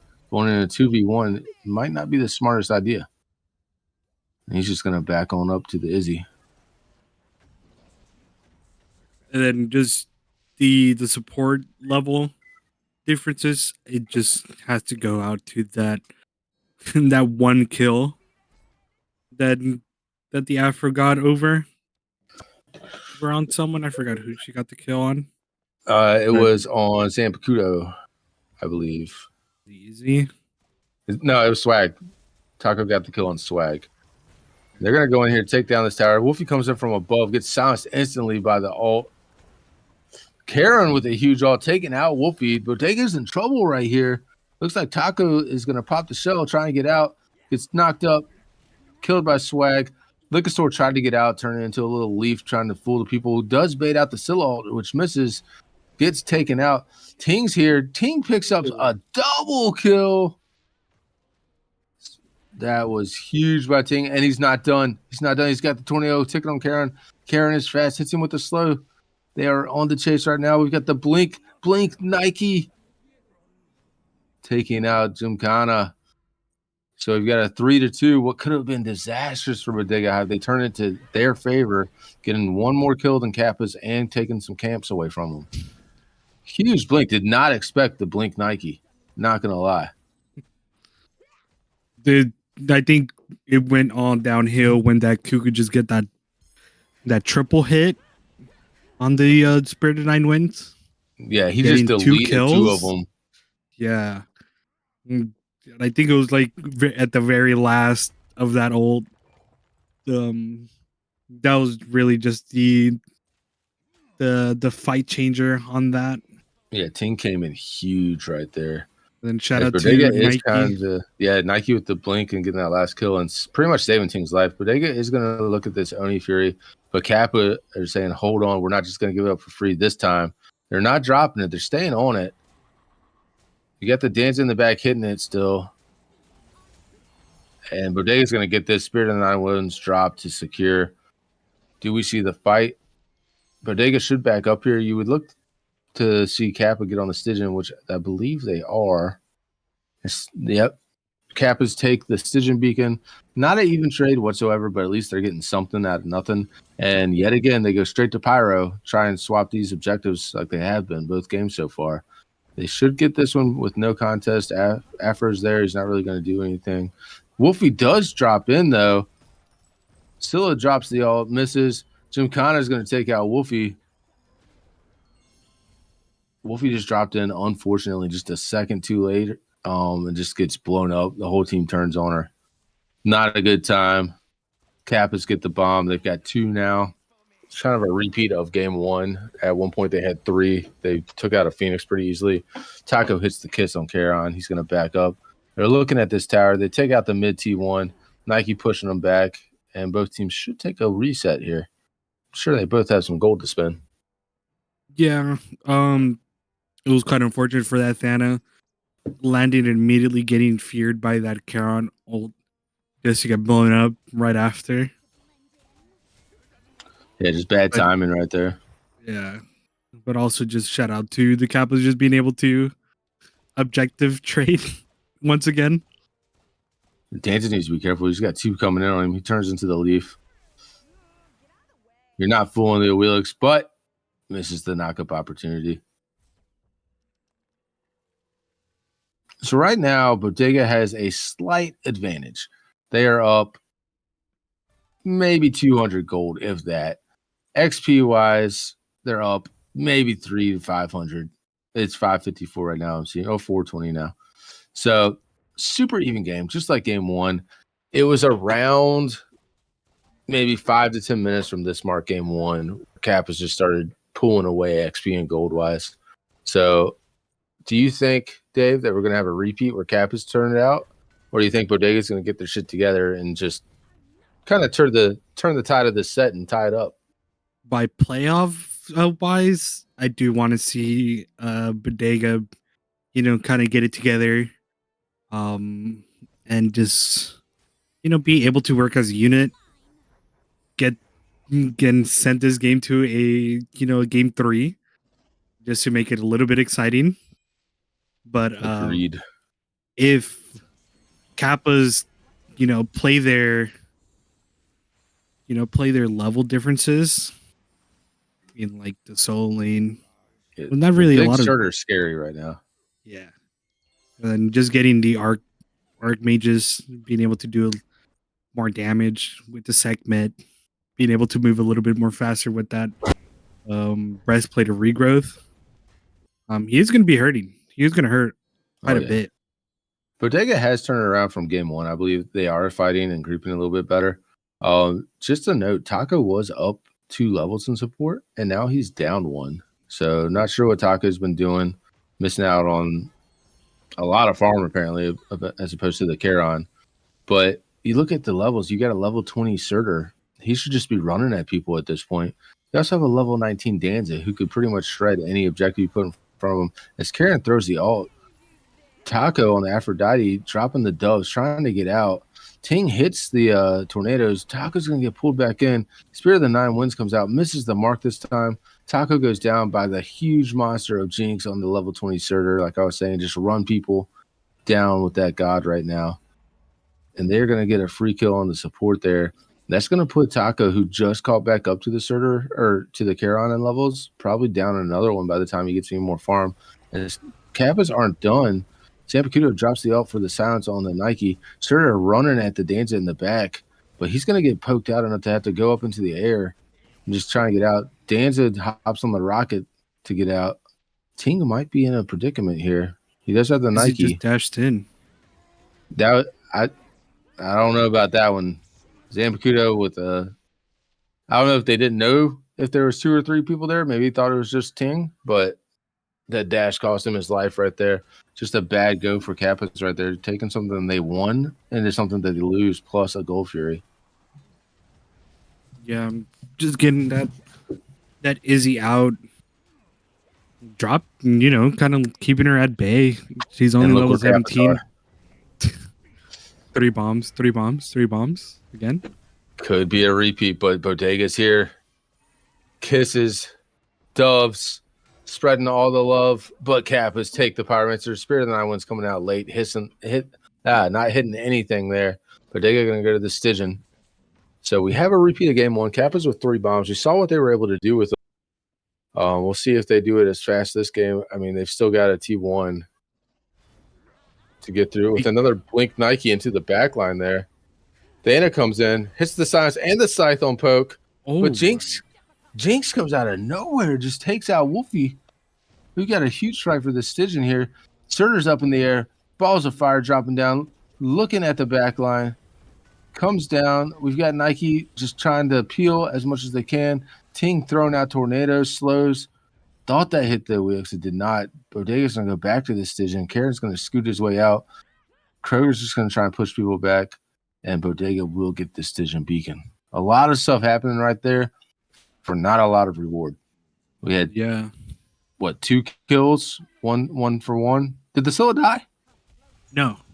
Scylla got out. Yeah, so just Wolfie died. Out. So it's kind of like a crazy thing to think about, right? The Kappas got to kill, and they still lose the beacon fight. Just a lot better team fight from Bodega this game as opposed to game one. Game one, they were all kind of going in one by one. This game, it just feels more organized. Like they're actually targeting certain players. Kroger's doing an amazing job again. He did great on the Achilles last game. But with the Nike blinking or jumping into the back line and just pushing them out, said Bodega's damage dealers can do whatever they want. And Titans are unleashed. They're going to be going down mid. Last game when this happened, Bodega prioritized the Titan. Let's see if they do the same as they're all kind of grouped around the Fire Giant right now. Swag's over and left there. If he stays there, he can split and possibly get a Phoenix. Each team has a level huge tornado character too. Wolfie dropping down from above. No, did not drop down from above. Just kills the Izzy. And Liquor Store's going to get Gymkhana on the Charon. Looks like Kroger TP'd over there for the Awelix, who was trying to split push. And Bodega's going to pick up this 25-minute fire. Should get it uncontested. You do have Pokemon coming down. He does have the Scylla. He stops at a red buff. Going to run into Wolfie there. Wolfie's going to slow him down. Wolfie's up in the air. Is he going to drop down Judgment? No judgment here, ladies and gentlemen. Just back to the team. Turns on these Titans. Titans are even health right now. Bodega will kill the Kappa one a little bit quicker, and they do have Fire Giant. So what are you looking at Bodega for this Fire Giant? Are you looking for the typical tower sweep, or they try and shove it down to a Phoenix? Depends on if the Titan is up, which I doubt it would be. I'll pretty much just go for the tower sweep. You have a T1 tower in the solo lane. A huge Karen, huge Surtur all. We also saw the Awelix all come out. Scylla does connect on Kroger, but it is not enough, especially with an Afro attached to him.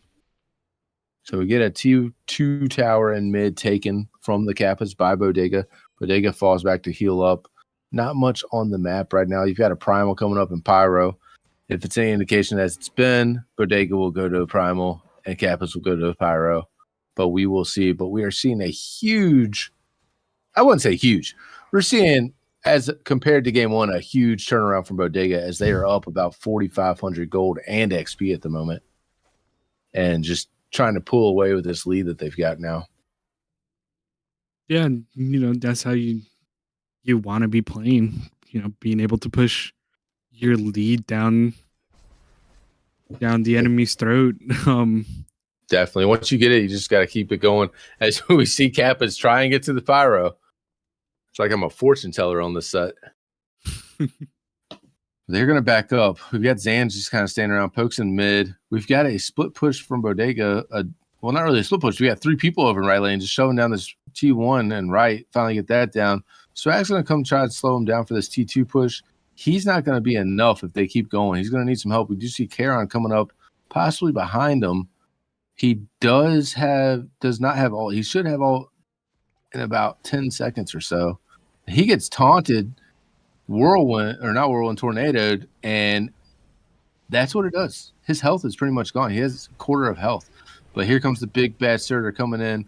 Fire everywhere. A huge Spirit of the Nine Winds, but it misses. But the tornado does the damage on Poke. Wolfie comes in from above, takes him out. Liquor Store gets it. Wolfie takes out Zampicudo. We've got a Dia side. We've got Fire Giant. We've got towers down. They are in the Phoenix. This could be game 2 right here. It's got to be the call. 45 seconds on the earliest member of Kappas to get back up. Bodega is going to take this game too, just like that. In a matter of about 7 seconds, the game was decided right there. That was incredible by Bodega. That was a great team fight. Great use of the ults. I think the whole deciding factor, right? And I'm sound like a broken record, but they played as a team, being able to use their ults in a collective unit, being able to kill. Luckily, Drusilla got killed by the tornado, or she would have been a slight problem. But yeah, all in all, that was just a great fight from Bodega Hive. It was just the Surtur came in and tried to do his job, but at the same time, the Kook dropped his tornado and it hit all 4 of the other members at the same time. Spirit of the Nine Winds misses, but you don't need it when you've got that much damage coming from the tornadoes. Takes out the Scylla. Wolfie comes in from above, takes out, I believe it was Swag, and then hits Zan with the scythe, takes them out. And Licka just throwing those autos at the end there. He does 25k damage, and I believe a 25-minute match. I'm not sure how long that. It seemed fast at the end. It was 28 minutes, yeah. So he almost did 1,000 damage per minute. So impressive play by the Danza, but the Kook, I believe, was the deciding factor on picks and ban wise.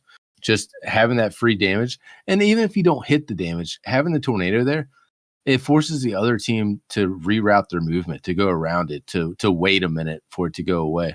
So you're stalling, you're redirecting, and you're hurting all with one god. A huge play by Ting right there. An even better play by Wolfie to follow up on the people that were getting low from all the damage put out.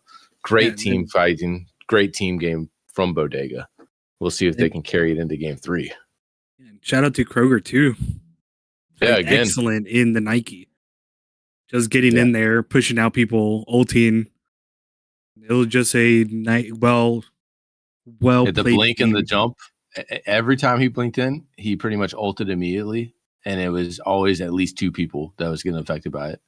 Great play by Kroger. But that was game 2. Bodega takes it. We will be back shortly with game 3.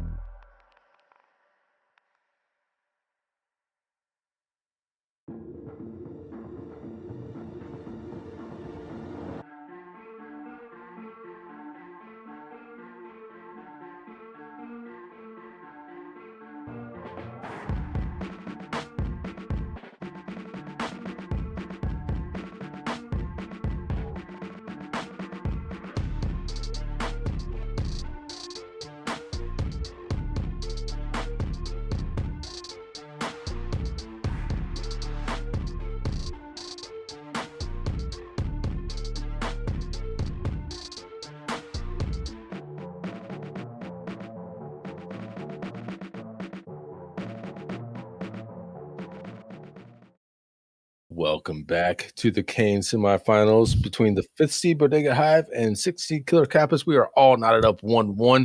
See the bands coming in. Bodega taking away the Amaterasu. Apparently that bothered them. Also, game 2, we don't know who the hell got banned. We had issues. So, not sure if these repeat bans or what, but the Amaterasu was jungle in game 1 for Kappas. Did an amazing job.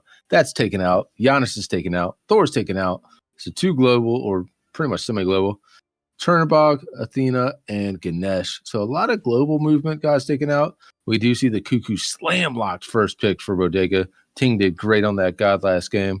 Spirit of the Nine Winds picking up a huge double kill for him at one point, and the tornado is just causing a lot of ruckus.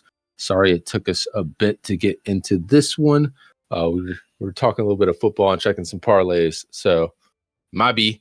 But this has been Dizzle again, here with Dave.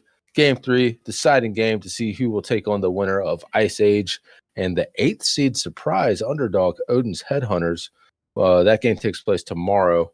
There's two games taking place tomorrow. Just an update at 8 p.m. It is a New Year's Eve stream. So if you want to have some drinks, watch some Smite, or if you're not going out and just want to be, chill and watch some Smite, the game that is being casted is the Walkers semifinal. The number 1 seed Bodega Hive, led by yours truly, Ben Dizzle, versus the 5th seed Vibe Tribe.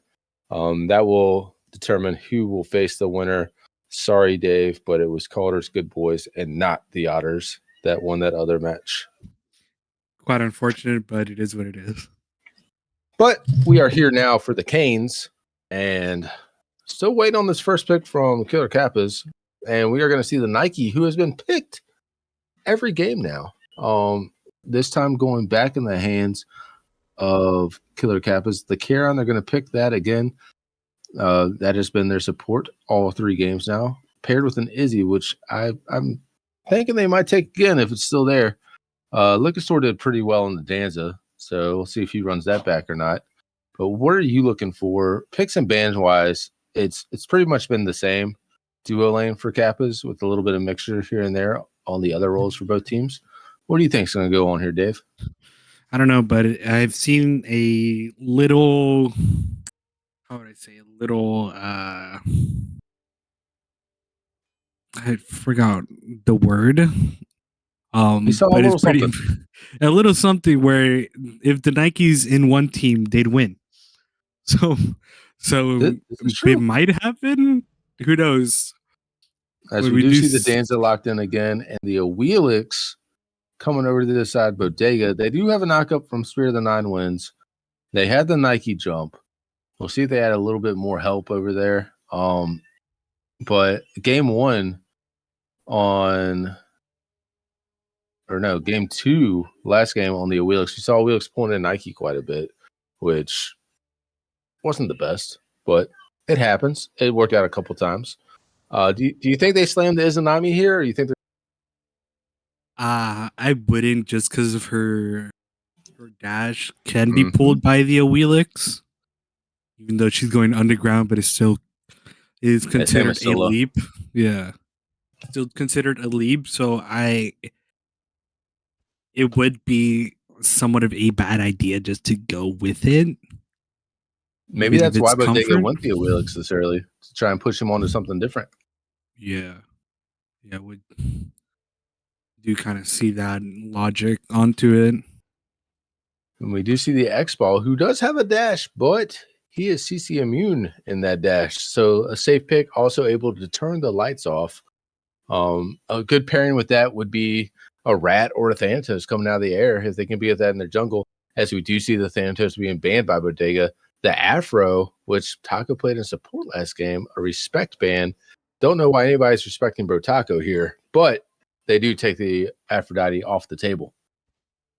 Yeah, I mean, well placed ults. Taco played it really well. And then we see the Maui taken by Kappas on the ban list, and Thoth being banned out by Bodega. Poke did really well on the Thoth game 1. They did leave the Scylla there for him. He took that game 2, but with the Awelix, I don't think we see that this game. I think we're going to see something that doesn't have a dash or something able to be pulled from the Awelix. Arachne's being hovered. and locked. You don't see a lot of Arachne nowadays. Can be good. The Vital Amplifier works really good on her. Get out of jail free card or go in and hopefully get the kill and not die card with the ult. But Arachne is going to be in the hands of Swag on Kappas. See how that plays out. See if he goes kind of like a tank annoying Arachne. You can go crit Arachne, pin Arachne. You can pretty much do whatever as long as your team comes in behind you. If you're crit, you can pick somebody off 1v1. But I don't know if I'm an Arachne if I want to go on a Kukulkan who can just drop a tornado and a 9 wins on my forehead and take me out, or a Danza that can shove a rocket in my throat. But we're seeing the Khepri hovered over here for Bodega. Could be a huge pickup, especially if the Arachne does somehow get on that back line and is about to erase them. And an Odin hovered as well. That's actually a really good pick because that's going to force the Arachne ult and the Nike jump. The Nike jumps, you can just pull them right back in with the Awilix. The Arachne ults, then you don't have to really worry about that Arachne until the ult comes back up because a lot of Arachnes don't like to do shit if they can't ult out. So we'll see if they lock them. Would be good and kind of complements the Awilix with the Geb. What is this? Knockup? Being able to I forget what it's called. I know it's the 2. Tremble? Yeah. I don't know what the fuck that shit's called. Tremble's bracket? Yeah, that's correct. So we just see the Odin and a Terra. So instead of giving the knockup help to Awilix, we're going to have a game where Awilix pretty much has to rely on themselves to hit a knockup. But we got the Terra, some good CC, a good ult. The Odin, who right now can lock everybody in. I'm not sure if Persephone can dash through the wall. I don't think so. I think she can go through walls. I don't play her. But it's not locked in, it's hovered. Yep. I was gonna say I like that Maui ban just because of his ult, just being able to the cooldown being to go down and down and down every time he levels that up. And we are going to see a Merlin. Merlin can the flicker out. Walls. Yeah. So based on drafts, who you taking this game 3? Bodega or Kappa? If I'm going with the pattern, the Nike pattern, the algorithm, the Nike algorithm, I would go with the Kappas, but that's also if they drop their ults relatively together, being able to turn off the lights while the Arachne is in someone's face. And you have Nike with that shield, the slow. Mm-hmm. So is going to be a team to, look for into playing in a cohesive unit, but as well just Bodega being able to lock someone in with the Odin ult, even though the only one that could probably stay in is the X ball. The dash doesn't go through walls. The Charon, and if the Arachne ult is down, she's gonna be stuck in there as well. Yep. We're just waiting for Poke. He still has dial up, so he is not in the game yet. Pokemon has not gotten here. He's got the dial tone, waiting for the modem to connect. But I'm going to give you 2 options here. I'm going to take the Killer Kappas if the game goes closer to 30 minutes because of the Arachne. I'm going to take Bodega if it goes about 25 or less because they've got a little bit more early game pressure, at least in the jungle. But that Arachne, you can snowball, but you got to be super smart about it early game. You can get caught out super easy. But if the Arachne is able to just bide their time, get their items online, and be able to actually pick these backliners off of Bodega one by one, I think it can go in the favor of Kappas. But I'm leaning towards Bodega. They've got Lickestore on the Danza again. He did really, really well game 1. Wolfie's been pretty much a menace every game so far, even in the loss in the jungle. And Ting back on that kook, I think that just gives him an advantage right there because the tornadoes and what he was able to do last game. Hopefully that carries over. He's got that confidence boost. Interesting to see if Brotaco can actually hit some of his CC abilities on the Terra. He does that. He locks him in place for those tornadoes. It's game over. Yeah. Like you said, it is a late game team for Kappas if they are able to pass it through, get the Arachne's ability or kind of to scale later on. The Bodega Hive boys would have a problem. So it's just a matter of if you could shut down the Arachne, then it would be your game to win. Yeah, and we do see Brotaco getting his third different starter in 3 games. He's opted for Benevolence this time.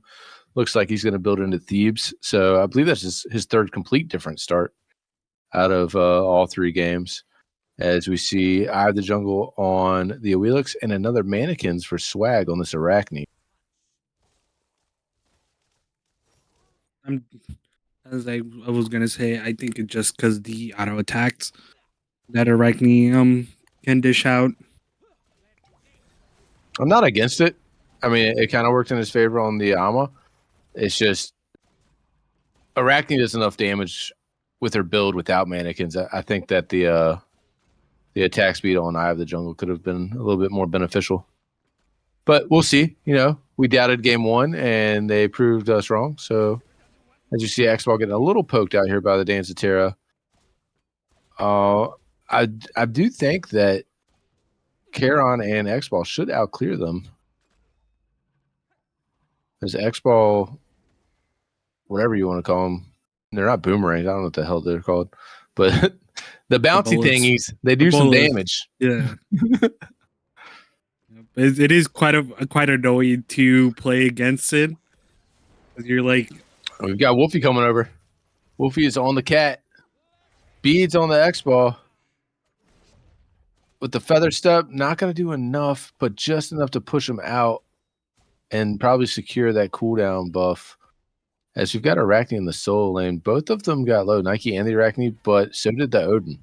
The Odin shield is going to come into play here, I believe, more than just once in this game, being able to save him. He does give up Scorpion, not a big loss. Arachne's going to go down into Bodega's jungle, but nothing should be up quite yet except for maybe that totem that's coming for the purple one. We do see Taco hit. Taco hits the stun, but Awilix goes in for the feather step and just gets deleted by those bolos. That's what they're called, right? Bolo? bolas? Bolas? One of those. I don't know. they don't tell us how to pronounce shit here, all right? But we do see Arachne continuing the tradition of invading for this set. Both teams have been all about it, and it's not going to stop now, even in game 3. Just nonstop fighting in the duo lane. It's not something we're accustomed to. It looks like a 2-man solo lane over here right now. As Arachne's waiting over there for the blue buff of Bodega. Gonna go and invade that. And this is what you're looking for from the Arachne. You've got the spiders. You've got some movement speed. You're gonna steal that blue. Just 2 camps now in favor of Kappas taken away from Bodega. And just look at her to try and get those levels up. Which the swag is playing good on, just being able to invade, get more XP, out like taken away from Bodega Hive. He's slightly behind try the to get a Wheelix, level lead. Just ever so slightly behind the Wheelix right now. But Wheelix is going to go down, get the speed, and then realize that both those camps are gone. So with that, Arachne will be able to catch up and take a little bit of a lead as she takes her own camp, which she just hits 5 right before the Wheelix. Odin could be in trouble here. Nike jumps in, going to drop down the cleaves, hits all 3. Not enough. Pops the ult. Oh, man. You hate to see it. You really do.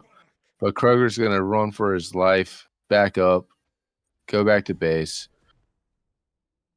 And Nike just a little late. I kind of would have wanted them to ult before using the cleaves. Might have been able to get the kill there, but nothing gained, nothing lost. Odin TP's back in, right back where we were. They get the totem. Taco up there pushing back on the duo lane by himself right now as Danza backs up. Ting's on the side camps. Arachne peeks around the corner. It's like, nah, I'm good. I'll just back. We're fine here. And both teams resetting. X-Ball staying out a little bit low, though. I'm probably trying to get the last wave. You get that one more wave syndrome. You see it. You got to get it. Back it on up after that. Yeah. It's just going to be like game one, just a long time before we get a first blood. And it's going to be even longer because we just got to pause. But looking at this, like you said, we're almost 5 minutes in. No first blood. It was a little bit quicker game two. Game one took quite a bit of time. But we do have Wolfie coming in behind Swag here to the right.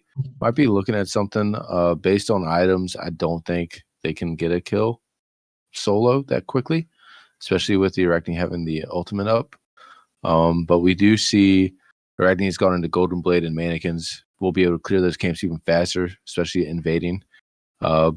We've got Taco, who hasn't backed yet, I don't think, but he should have just enough for Thebes here shortly. I think he should be backing shortly after this pause is done. We've got Prophetic on the Charon, which is pretty typical. Danza has T2 of Devos, X-Ball T1. Full book built already for Kukulkan, so he's got a bit of an advantage on the Merlin right now. And then the Odin looks to be going into a Gladiator Shield, and it looks like Nike Gymkhana is going to do what they did in game one and go for that. They did upgrade it very, very early game one, so we'll look and see if they try and do that again. And we're back. Global emotes. Hey, those aren't allowed. Get them out of here. But super even game. XP difference is within 200. Gold difference is within 500-600. So super even. Nothing's happened much except for a few invades, few gank attempts, none successful. We do have Wolfie following over to this cooldown buff. Got to be careful, though. It could turn into a 2v1 quickly. X-Ball drops to the ult, turns the lights off. Not sure if he thought that there was going to be a fight, or maybe he just wanted to ensure they got that cooldown buff dropped for them, but they did get it. Ting could be in trouble here. You love to see your ADC helping your jungler. Yeah, but I don't think I've ever said, hey, X-Ball, ult, I'm on this camp. So, a little weird, but it happens. They got the camp. That's all that matters. X-Ball ult down. You gotta let your teammates know. You never know if they're paying attention, if the lights are off or not. So, X-Ball ult down. We've got all the ultimates up across the map. Nothing really going on here. 6.5 minutes in, still an even game. Arachne just blazing through these camps. Golden Blade really, really helping. She's taking quite a bit of damage, though. This is about half her health. Slowly but surely gets the camps. Ting sees the Arachne, goes right. Arachne's going to look at Wolfie down here, perhaps, at the red totem. They're going to run into each other. Wraps up the Awilix. Awilix is trying to get out. Arachne ults in. And Awilix does not get a feather step off Arachne with the first blood at about 6:53 into this game. So that's what you don't want to see facing Arachne. You do not want to give that Arachne advantage. Go up a level off of that. Snowball could be in effect. We've got the Arachne coming straight over to the Odin afterwards. Nike popping the ult, slowing it. There's the leap. If the leap was not up, that Odin's dead. We do have Taco 2v1ing up here. Merlin is low. Not sure if Taco did all that damage or the camps did, but he's not giving up. He's like, I want your green. Like, I came up here for something. I'm going to get it. And he gets it. And he does. 2v1 Terra invade. You don't see it often that it actually works. But Taco's got the horseshoe up his ass this game, apparently. Takes the green, runs over to the right, hits the Bastion. Still got boxing going over in the solo lane. Theoden has failings. Yeah, like I said last game, I'm not opposed whatsoever to the phalanx solo laner because it's just going to help you. But Yeah. that's one of those items that it's niche. You have to be going against somebody that's going to auto attack you. But if you got a wheels coming in, drops beads are popped on the X ball, he gets out free. But back to the phalanx, that's one of those niche items. Like you have to have the other laner that's going to be autoing you. Nike with the cleave autos does kind of hit you, even if it's by accident. So it works. But it's also one of the items that later in the game, if it goes late, that's usually my first one to sell. Like, I don't need this shit anymore, dude. Like, I haven't seen a minion in half an hour. Yeah. And it is that one item, like, I was having a discussion with a couple of friends where if the soul laner isn't autoing you, then that's a problem for them and you should be winning that fight. Oh, yeah. And if he is autoing you, then, you have your buffed minions to help you out.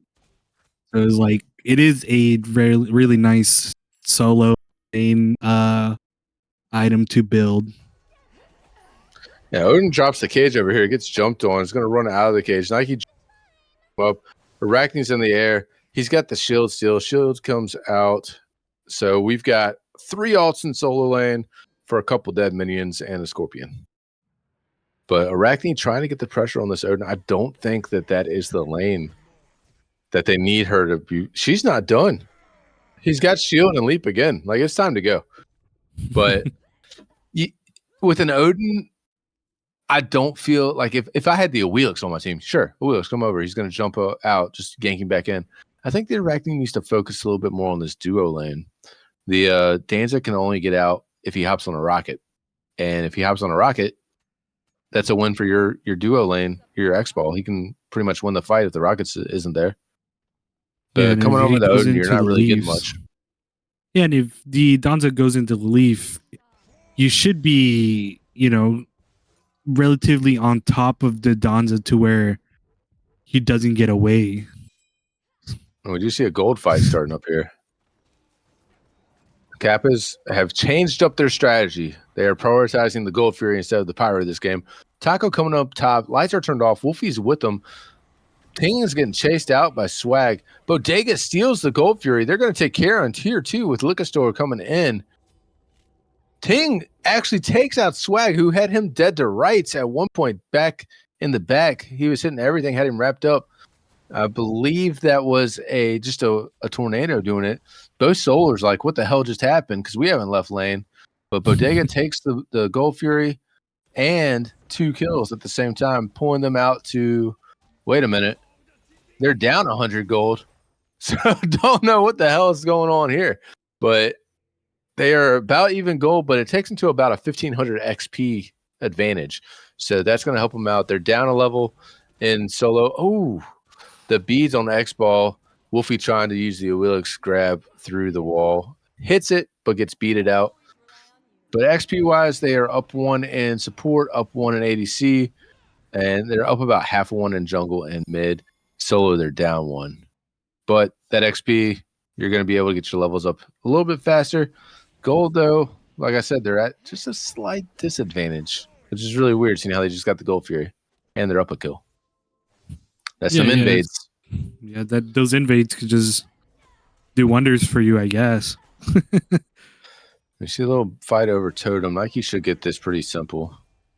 And she does. She does get stunned.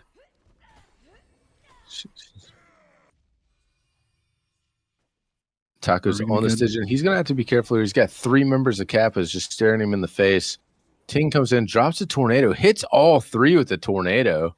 Not a lot of items yet. We've got an Aegis on Kook to get out. Arachne goes up in the air. Karen drops the ult. We've got Liquor Store coming in. A lot just happened for nothing. The only ults that were used were those of the Kappas. Bodega has all of their ultimates still. They've got to be careful here. Pokemon on the Merlin is super low. X-Ball's low. Wolfie is trying to sniff them out. They've got Arachne invading. That's where that goal difference is coming up. But Arachne does not have an ult here. She's got to be super careful. She wraps up the Awilix. Liquor Store is chasing them down, turns into a leaf. I don't think Arachne gets out here. Nope. Shot in the ass. You are dead. Lickastor taking out the Arachne right there, moving him up to 2-0. He's going to go down to the cooldown buff. X-Ball fights it. I think he might die too. He dashes away smartly, but Lickastor is on the rocket. He takes a left. He takes a right. He goes into the tower. He hits the tower instead of the X-Ball. This might be terrible. Gets out with a huge mistake. Yeah, it's quite unfortunate. Didn't get the stun on. Just barely misses the X-Ball. Turned just a little too hard. Had to take it wide. Took it tight. Hits the tower instead of the X-Ball. And you can hear Fro in the VC just say, God damn it. And that's where we are. Back to square one. But with that little excursion, we are tilting towards Bodega Hive here by about 30 gold now. So, and they went up about another 300 to 500 more XP, about a 2200 XP differential right now. We've got another fight over here. Wolfie and Swag in the jungle on the right side. Swag trying to chase him down. Taco's like, wait a minute, I'm coming, but I took a wrong turn. I'm taking the scenic route. Lights get turned off. We back up. We've got a fight over in the ADC lane, but Odin's coming in, looking at the Merlin and the Pyro here. There's the leap. Dragon's going to ult out. Smart play here. Merlin's still there throwing stuff through the walls. And Bodega's going to try and get the Pyro. If they get the Pyro, this is the first time in 3 games that one team has gotten both of those objectives at the same time instead of alternating. Yeah, that would be a nice change of pace. Nike's just kind of gatekeeping the Pyro right now. Just kind of standing there waiting around, seeing if they're going to come do it. She's going to go look possibly for more invades. That is the cap away, apparently. Odin sniffs her out. She's going to try and get back to the lane. Wolfie's coming up behind. I don't think Arachne can solo this, but with X-Ball there, they should be able to get a free goal. But wait a minute. Bodega sniffs it out. Luca is on the rocket. Does he hit it this time? Does he hit it? He hits the Arachne, takes her out. Tip of the rocket explodes all over her. They're going to take the gold. Primal Fury going the way of Bodega Hive and giving them about a 1,000 gold lead now. So we are up in the ante just a little bit. Looks like they're going straight over to mid, possibly to this Pyro. Kappa is already on it. It is the tail of the tape that they've been doing, just going straight there after the gold. But this time Bodega's finally sniffed it out. They're here to answer them and just chase everybody away. That's 2 gold Furies going for Bodega Hive. Yeah. One being the steal, and then this one just killing someone off of it and just picking it up themselves. It's always nice when the other team does most of the work for you. Yeah. Right, thanks, man. Appreciate it. Later. But being with that, 18 player towards the other team. With that, we've got about 1,050 gold lead. Level-wise, solo for Kappa is still up by 1. Jungle in favor of Bodega. Mid in favor of Bodega. Support's about even. But looking at this Danza, he has about a 2.5 level lead right now. He's getting pretty big pretty fast, and that is kind of scary, especially with how aggressive he's been with these rockets. Yeah, being 3-0 does, give you that lead. And if I am Lickastor, I wouldn't be backing down either. Here we have a little bit of a fight. Protako misses. The Arachne comes down. Beads popped on Luca. He's hitting the Arachne hard. Lights go off through the X-Ball. The Arachne just hops on the webs in the sky, crawls away, and it's like, I'm going elsewhere. Still kind of annoys me that the Pyro is still up. This is the longest one's been up. Well, the Gold Fury has dropped twice. X-Ball in trouble here. Taco's tanking, letting Luca just run through. Does he have the rocket? He does. He does have the rocket. He's going to use it. He's going to use it. He hits it this time. Takes out Zampakuto. 4-0-0. Level 17. Trash Panda is on the loose right now, ladies and gentlemen. I don't even think he hit the X-Ball. I think he hit the wall behind it. Yeah. It was just close enough to where it stunned. But there's the blink on Arachne. Arachne is in here. Spirit of the Nine Winds dropped. Wolfie is going to get out. Stygian is up. Kappas are on it. But we get a blink Odin Cage. Arachne alt down. We've got tornadoes going everywhere. We got a Nike jumper on the back line. Nike popping alt. Karen popping alt. The wave comes out. Nike's still in there. We've got Terra. Just, I don't know what Taco's doing, but the Nike jumps away. The Odin's still jumping after. Arachne's taking Oracles. At least they'll get something here, if not both Oracles and Beacon. Arachne's back in it. They've got the numbers here. I think Kappas is going to get this, unless Lika just goes crazy right here. He does not have the rocket. We've got 5 members of Kappa on this decision. It should go their way. It is Beacon in favor of the Kappas. I believe that is their first objective. Yeah. I might have gotten the first decision. I don't know. But we see Bodega kind of answer. Luka's going to go over here. He's level 17. Power is going to go down in a matter of seconds. We've got Odin keeping him busy. Karen kind of snips it out, trying to get there. Does not have ult to send the wave. But you also have a Nike here who's might be in trouble. There's the leap away. Kroger is just running at people. He stuns the Nike. He's just keeping him up. There's the cage. Nike answers the ult. But a huge Spirit of the Nine wins. Tornado might finish the job there. Kroger getting a kill. Merlin's on the run. Pops Aegis, he walks right through it. Ting with another kill. Spirit of the Nine wins mixed with tornadoes. You're going to have a bad time. Arachne trying to get something out of nothing here, but cannot with the Odin leaping away. Ting on the Cuckoo, doing his freaking job right there. Hits the ult, spreads the tornadoes. A huge team fight win for Bodega, who is up 8-1 at this point. That takes him to over 2K in a gold advantage, 3,500 in XP advantage. You're going to start seeing these builds getting a little bit out of hand, a little bit of ahead in comparison to Kappa, as Swag is getting all kinds of CC, has to ult out of there. We've got to Own Fury up. We've got a level 18 Danzo on it. We've got a Cuckoo Tornado on it. It's going to go the way of Bodega. Nothing Kappas can do about it. What can Kappas do right now, Dave, to kind of slow down this match and get it back under control? At this point, just try to get a shutdown on either the Cuckoo or the Danza. They're both like 3-0, 4-0. I mean, it just pretty much try to focus those two out. But it's so hard to focus them when you've got the Terra CC, you got the Odin Cage, who's basically doing it on cooldown. And then if your Nike wants to jump in and try and do something, they can get yoinked by the Oelix. Like, Bodega is just doing a great job of synergizing their CC and their abilities here, as we do see Wolfie get caught out trying to back right there. But there's Ting with the tornado. Oh my the spit, half health, Taco with the CC. Oh my goodness. And Ting finishes off with an auto and still hits a tornado on the Charon. It's just free damage when you play this guy. Yeah, unfortunate for Kappa's not, banning that god out and not letting Ting play it. Because the way he played it in game 2, that should have been an automatic ban, or you had to pick it up. They were second pick. Bodega first picked the Cuckoo this game, so they should have banned it. Yeah, it obviously is a problem. You prioritized, what was their bans against? Athena, which is a good ban.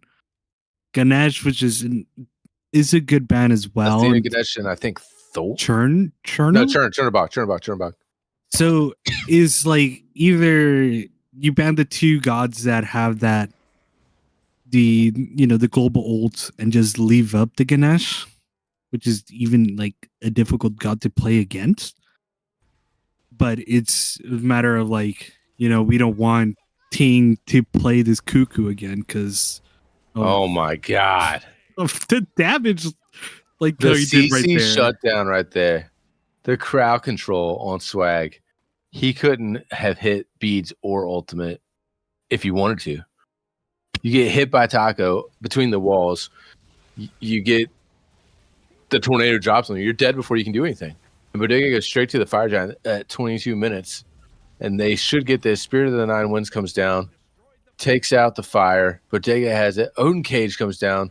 There's a Phantom Shell, but the tornado hits Charon. And Charon is at 1 HP. And Lucastor just goes in on the rocket, past, hits it, takes out the Charon. Ting with another kill, with the tornadoes, and Bodega's just running. We're up 12-1 right now. We do have a split pushing X ball. He's going to try and do something. He's going to back, though. Bodega takes out the T1 in mid. They're going to rush down this T2. You've got Merlin to the left, Arachne to the right, X ball in the middle. I think they get a bird. Yeah, they should be able to get a bird. They do have a bomb as well. They drop the bomb. Arachne on the back line here. Arachne gets blown up again by CC. Crowd control is crazy with this team. They are hitting everything this game. Shout out to Bro Taco. Hitting these terror stuns and just clapping cheeks right now with those rocks. Yeah, I mean, it's just been a completely different game from game 2 and game 1 and 2. Both games have been quite even throughout the whole duration, but this time it's just been a complete shutout. Yeah, as Bodega takes Hive Pyro and Stygian again. But yeah, both games have been competitive. This one is just, I don't want to say pub stomp because there's always a chance, but as of right now, they're up 9K gold. Level disparity is pretty significant. Other than solo, Junkana has a 1 level lead on the Odin, but you've got a 3 level lead in the jungle. You've got a level 20 kook. There's almost a 10,000 total XP differential. That's pretty big. Gold is over 8,300 right now. This is where Bodega just needs to take the reins right now. They still have fire. Looks like they're going to be trying to push down this right lane. But the builds and everything are about complete, if not already there. And just having 2 level 20s on your team right now, which are both of your damage dealers, is going to be huge. I would say that the Wilk is kind of trolling, just getting that 1 death. Everybody else is 0 death. Yeah, I'm reporting them. If that's my teammate and we only have 1 death, you're getting a high res ban or something. As we do see the Titans unleashed on the right side. You got a Kook and a Danzo, both level 20. They're going to shred this thing before it even turns the corner. You do have 2 members of Kappas going after a Primal Fury. I mean, I get it. You're down a lot. You need the XP and everything. It's going to help a little bit, but y'all got to hurry up. That's what I'm saying. If I'm on Kappas right now under this tower, it's like, guys, we're losing it. Odin jumps in. Is he going to? He misses the stun. There's the cage. I was waiting to call it out. Odin cages down. A huge Spirit of the Nine Winds takes out Zampicudo. Tornadoes are spread all around. Oelux brings back in Colt, and Tink gets the kill there. We've got an Odin in with the shield on him, tanking the Phoenix. That's going to go down. This is probably going to be game right here. We're at 15-1, 26 minutes in. Looks like they're going to back up a little. Nope. They made a call, and somebody said, fuck that. We're going in. They are going on to Titan here. We've got the Odin jumping in. Oelux with a huge feather step. Arachne just barely ults back into the fountain there.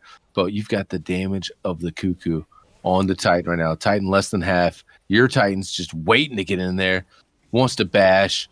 Your Titan's walking in. Another tornado. We've got fights going on everywhere, but they are focusing the Titan, and it is going to go the way of Bodega Hive. 5th seed beats the 6th seed. 15-1. Game 3.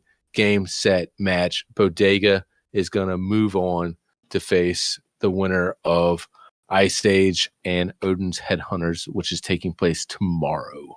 What do you think about that set, Dave? Give me a rundown. What could I say? Just a cuckoo diff. Went 8-0. Cuckoo just being able to drop down the tornado, have health in anybody who's on him or even around that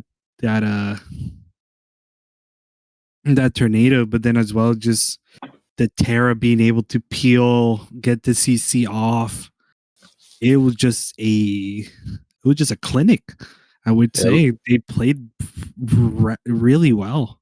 Yeah, looking at the scoreboard, you might be like, holy shit, we just lost the 2 players, the Cuckoo Khan and the Dancer Burrow. But no, you had the Odin hitting cages. You had Terra. Bro Taco, who apparently showed up sober, was hitting his CC left and right, holding people still. Wolfie on the Oelix was a menace. 0-1-7, yeah, you died. You're the only person on the team that did. But your feather steps and your ults were holding people still for the Danza and Cuckoo to just unleash their damage, giving them to 14 out of the 15 kills. Odin, I think Kroger got a kill by accident somehow because it was all damage from Danza and Cuckoo that game. But the setup was real for Bodega. They were synergized, they were on the same page, and they were hitting at least like 80% to 90% of their abilities, which was just crazy. Killer Kappas, great outing, great fight. Just couldn't hold on game 3. But a great season overall. They will finish 3rd or 4th, however the Canes works out. I don't know if y'all have a 3rd place game, but we do have our first finalist. Yeah, our first finalist is the Bodega Hive Canes division team. We also have a finalist in Calder's Good Boys for the Walker division, and then their opponents are both getting decided tomorrow at 8 p.m. Eastern. We will have Ice Age versus Odin's Headhunters for Canes at 8 p.m. And then right here on this channel, casted tomorrow at 8 p.m. Eastern, the number 1 seed Bodega Hive Walker division, led by me, Ben Dizzle, versus Curly's number 5 Vibe Tribe team. So we'll see if Vibe Tribe can bring the fight, or if my guys can finish it out and stay undefeated on our way to the finals for the 2nd season in a row if we get there. And I have the honor to oh yeah, you're calling it. Yeah, I will be there to watch it live. I hope many others will join you in that. Shout out to Frank again every time I cast. Shout out to Frank for making a great league.